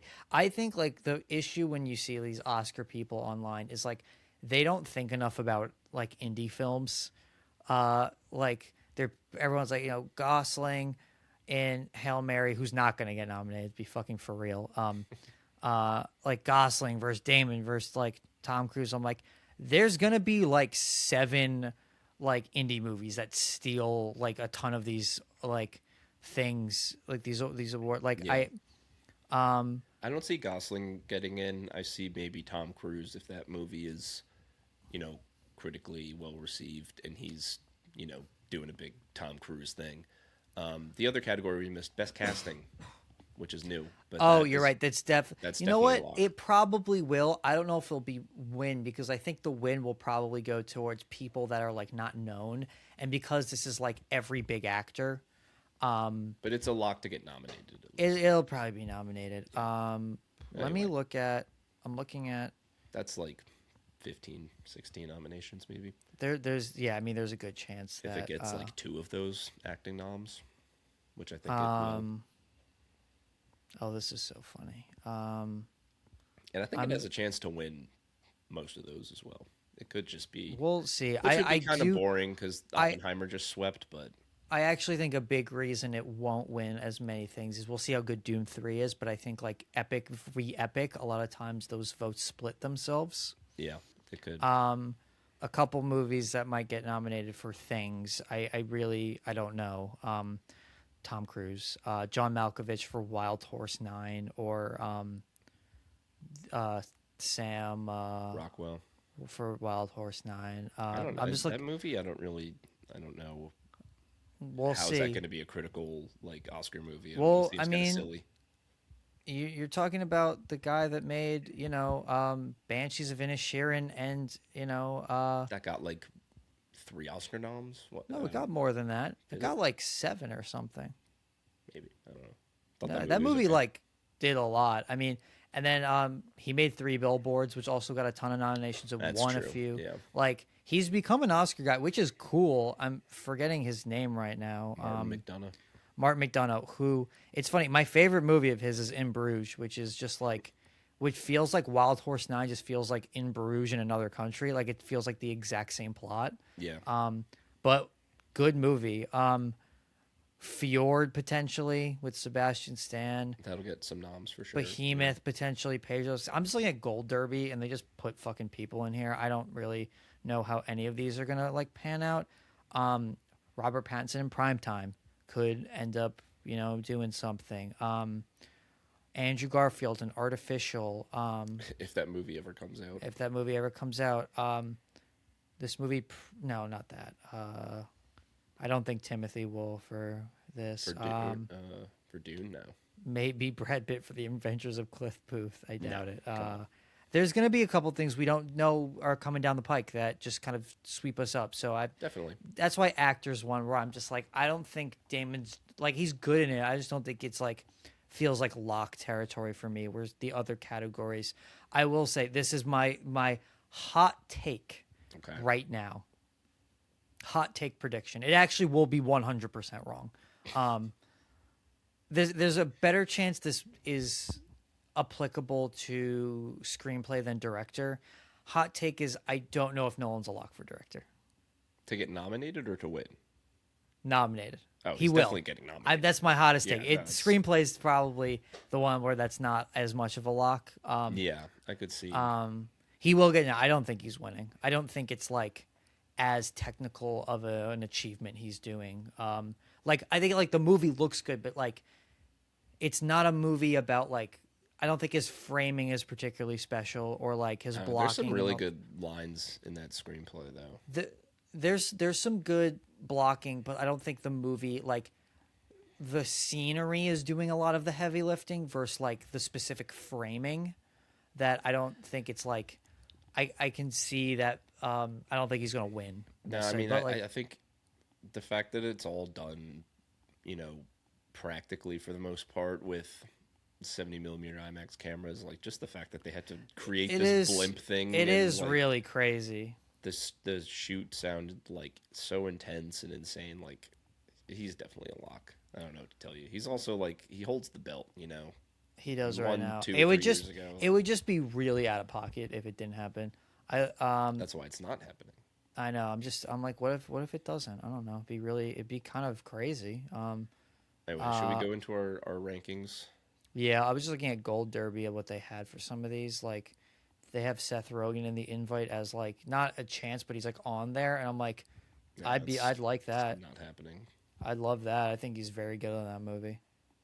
He Um, is, but yeah, I think I mean, Oscars obviously, but that could like, get screenplay maybe, but I, I think I would put Seth Rogen in over Matt Damon. that's That's my. insane. That's just like not gonna happen at all. I mean, that's he gets in the Scrizzy Awards over Matt The Damon right coveted now. Scrizzy Awards. The Scrizzies. Right now, it's so funny on Gold Derby because it's really just like an aggregate site and it kind of sucks. But like their best pictures right now are like Project Hail Mary #1. No, it's not. There's a chance it doesn't get nominated. Like It'll probably get nominated. I just think there's too many like the fact that the Odyssey is and so is Doom Part 3. I just like if there's enough good movies, I don't think 3 blockbusters are gonna get in. I don't know. I think three got Especially in if it last comes. year, right? F1. I'm What drawing a else? blank. What else? What came out last year? I mean, You know? Sinners, but that's more of like an Sinners. artistic one. Like, One Battle, um, kind of. I don't count that either. Like, that's PTA. Like, I'm not calling that like the same thing. Well, this is Nolan. You know, Nolan's. But Nolan's different. Nolan is like the blockbuster guy. And same as Denis.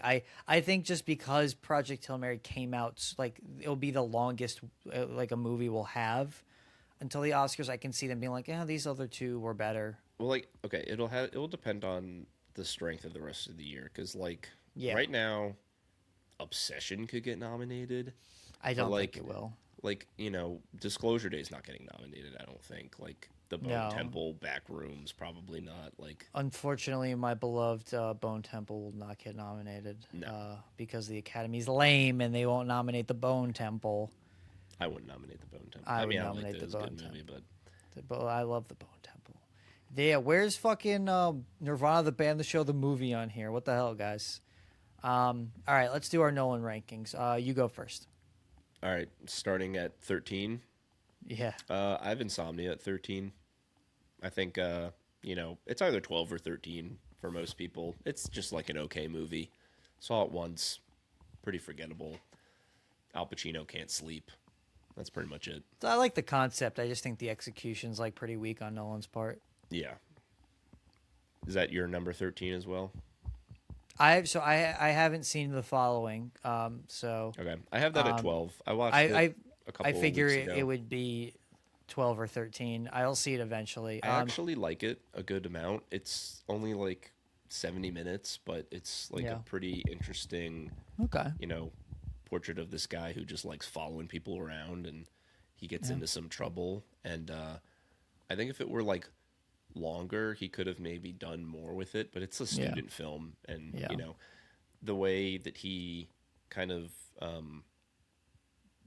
like frames it is a couple different timelines, so you can kind of see the early machinations of the Nolan playing with time thing. I think that it's interesting, so worth checking out. It's on the Criterion channel, I believe. So. It's on the Criterion Collection.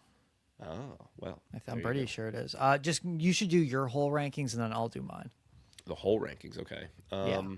At 11, I have The Dark Knight Rises, because I do like that movie, and when I first saw it, I thought it was like really good, but I revisited it a couple years ago, and it's still fun. It's just kind of clunky, I think. It doesn't, and like all of his other movies, okay, I'll say this: all of his movies are good. At least I don't think he has a bad movie. Yeah. This is probably just like the weakest of his like Sure. big budget like films. Anyway, Yeah.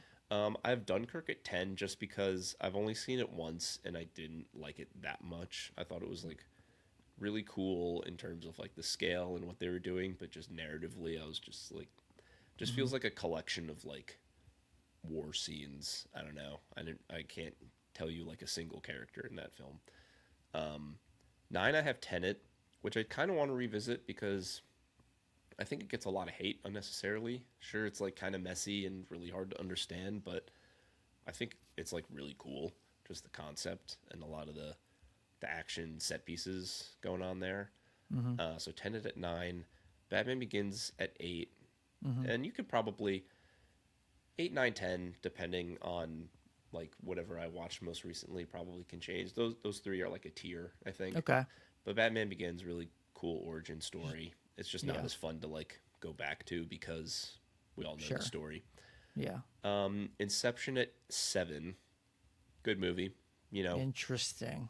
I rewatched it a couple weeks ago, and I don't think it's like really that great. Mm, It's a very cool concept, and that does a lot of the heavy lifting. You know, emotional narrative is like, I think, a little flat. Like, this is like this is interesting. when Nolan's in his like dead wife era, where it's Okay. just like, you know, the wife is dead, and that's like the emotional like beat of the character. But really cool film. Some of the, you know, effects are sick. Dream Within a Dream, like awesome, cool concept. I have the Odyssey at 6 right now. Okay. Um, I've heard of that one. could change, and I have Oppenheimer at 5. So those are the two that I Okay. kind of switch back and forth. Okay. Oppenheimer, just, you know, another like really undeniable film in terms of Yeah. its scale and what it's doing, and I'm a making fan. it like a political thriller almost. Yeah. Um, I have Memento at 4 because I Okay. love this movie. I love the concept, just it being told in reverse. It's number 4 because I love it. Well, yeah, I mean it's the concept is great, and the execution of Yeah. the concept is like almost perfect. It's Yeah. paced so well. Guy Pearce is like incredible. Um, Like some of his movies also, like the first time you see them, you're like mind blown, and then you Yeah. go back to it and you're still like, this is still so incredible. And so that's one of Yeah. those movies. Another one of those movies is at 3, The Prestige. Mm-hmm. Saw this in theaters a couple months ago. 35 millimeter, it rips. Mm-hmm. Just these dueling magicians, you know, you wouldn't think it's like They're awesome. that like cool of a concept, but like So cool. it turns into like this mind game like battle between these two, and constantly trying to upstage each other and how far are they willing to go. Another great Nolan twist at the end, of course. Hugh Jackman, Christian Bale, incredible in their performances. 2, Interstellar, just incredible film. Haven't revisited it in a while, but I saw it when they put it out for on like IMAX release again. yeah, I saw it in like I should have I saw it in like the 70 IMAX theater in New York, and it was pretty insane. yeah, just like probably the peak of Nolan's like emotional, you know, arc as a filmmaker. Just the bookshelf, and Yeah. Matthew McConaughey's performance is amazing. Yeah. You know, just really like huge scale, amazing space movie. Oh yeah. Haven't visited it in a while, like I said, so I don't really remember like a Yeah. ton of the actual beats, but anyway. And then yeah, of course, The Dark Knight's number 1. Like it just has to be. I mean, come That's on. crazy. Actually, I did not expect that. It just has to be. Like anyone I who's don't know. saying I that this don't think isn't, it has to be. I it really. has to be. Come It on. really doesn't. I mean, it You'll could be see. Interstellar. It's top 2. You know, All right. Dark You'll Knight think. haters are lame as hell. Like this movie. This is the perfect superhero action movie. Like it's so good. Shout out Heath Ledger, R.I.P. Just like a genre-defining performance. You know. Yeah. Okay. Interesting. Some things that we share. Some things we definitely do not. Well, Nolan rankings are crazy because he's got so many great movies that like everyone's just gonna have their own order. You know. Yeah. I was listening to a podcast and they were trying to put Dunkirk first, and I was like, "That's crazy to me. Like, perfectly fine movie, but like, I don't know." People have their feelings. Yeah.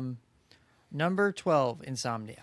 Yeah, not. I saw it once, thought it was okay. Not a movie I feel like rewatching.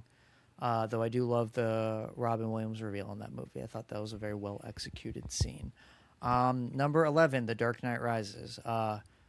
Fun. I'll maybe watch it again one day. Just it's a very messy movie. Bane's cool. Burn. Number 10, The Odyssey. That's crazy. Again, there's a lot of good movies. Oh I just my gosh. we'll see on a rewatch. I think this is good. I think he has better movies. Tenet over the Odyssey. Number 9, Tenet. Wow.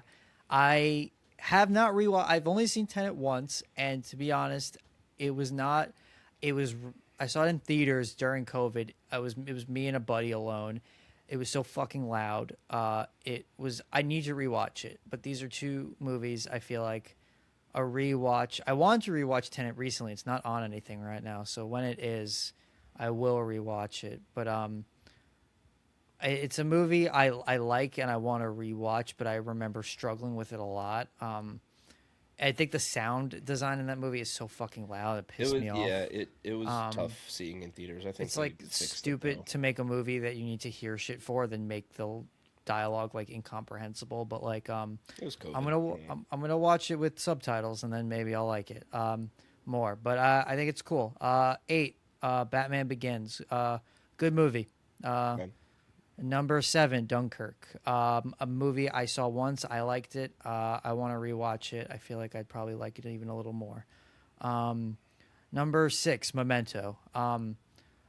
Good movie, very good movie. I rewatched it a couple years ago and I liked it a little less than I used to. Some of the twists just worked for me a little less. I still think it's really good. Just not peak for me. Number 5, The Dark Knight. It's good. I rewatched it last year or like a year ago, and I was just like, you know what? I love it, but I was also 16 or whatever when I was obsessed with it, and like I grew up a little bit, and I was like, it's still good, but I don't have to hold on to those feelings anymore. No, And see, you got to hold on to those feelings. So I that's when your cinephilia was formed. That's when I you think realized what here's like movies could be. it's still like all of these movies. I'm pretty sure I have all at like 4.5 stars, like from Memento on. Like they're all very good movies. I Yeah. just think The Dark Knight is just a little weaker on rewatch. Like I just don't think it's as perfect as it used to be. I think it is a little messy, a little bit. The third like, act, maybe a little bit. But I think it is. Heath Ledger's so good that it kind of distracts from some of the things that don't work as well in this movie. oh wow, the villain is so good. It's like The villain is so good that like that's a feature, not a bug. it is incredible. I just do not think it's perfect, and I think that like as I've gotten a little older, I just like it a little less, and that's fine. It's fine. Yeah, it's still, I have it 5 stars still. Because you're freaking babies still. You're Nope. holding out to the past. Number 4, The Prestige. This movie's incredible. I love it more every time I watch it. It's the gift that keeps on giving from Nolan. Number 3, Oppenheimer. What a picture. It probably could be number 2, maybe another watch. It would be. I think this is just peak, man. This shit is just unreal. Every time a clip of it comes on my timeline on Twitter, I have to watch the whole thing. It is just too good. Number 2, Inception. I fucking love this movie. I rewatched it a couple years ago, and it just does it for me. This is a movie where I acknowledge all its flaws, and none of them bother me. All of the flaws are fine. Too much exposition, I'm fine with it. Silly wife stuff, fine. It works for me. What I love about this movie, quickly, is that it is a movie where the stakes are the highest they can possibly be without being a movie about the world ending. I think that is really interesting to build a story where the stakes are life and death, and there is not about like nuclear war or impact. It is about people infiltrating dreams and dying in your own brain. I think that is so cool, and I think that the struggle from blockbusters of movies having too high of stakes and world ending is fair, and I think this movie finds a way to circumvent that in a really impactful way. Sure. That's a good movie. And I think it's fucking awesome. I think it's so fucking sick. And all the wife stuff works for me in that one. Even though I understand the criticism. And then one is Interstellar. I think his magnum opus, his perfect movie, most perfect movie. I love this movie so much. It's very good. It's the shit. And seeing it in 70 IMAX was a religious experience. Yeah, that's my feelings about Nolan. And Good director. yeah, I think I like this guy. Pretty good. Pretty good. What year did Inception come out? Was that 2010? 2010. Okay, so it was 2010. He has made a movie at least in the last, I don't know if a movie from the aughts would be in my top 10 of his, but at least in the 10s and now the 20s, like he's made some of my favorite movies of each decade. And, you know, he's had such crazy staying power. And I think that speaks to his talent. I mean, the only guys that I think have, you know, a movie in my favorite of each decade that would rival that is, I guess, Scorsese, maybe. no, PTA. PTA, yeah. PTA. We haven't gotten movies from them this decade, so it's a little different. But the Coen brothers and like Tarantino are other guys. Scorsese, yeah, I would put him in there too. Just like popular filmmakers who have actually made great art that has spanned decades is incredibly impressive. Yep. And it's awesome. And quick before we end, because this has gone very long, our longest. This will probably be our longest for a while. What do you think he's making next? Quick hot thought. I mean, you mentioned a horror movie, but like, I have no idea what it could be about. Yeah, I don't even want to speculate. I just want to see want it. to take it. Yeah. Fair. I can't even comprehend what he makes next. I know he said he's taking a break, but probably a horror movie. I could see some other kind of adventure movie. Maybe he goes back to like some kind of spy thriller. It won't be as big in scale as the Odyssey or probably even Oppenheimer. I don't think It'll be big. He's a fucking liar. It's gonna be big. It'll be big, but I don't know if it'll be like an epic like the Odyssey was. This feels like kind of maybe like the last film of its kind for at least for a while. Yeah. So real enjoy quick. it. Enjoy it, fuckers. Go watch it. Or have mixed opinions like me, but still enjoy it, fuckers.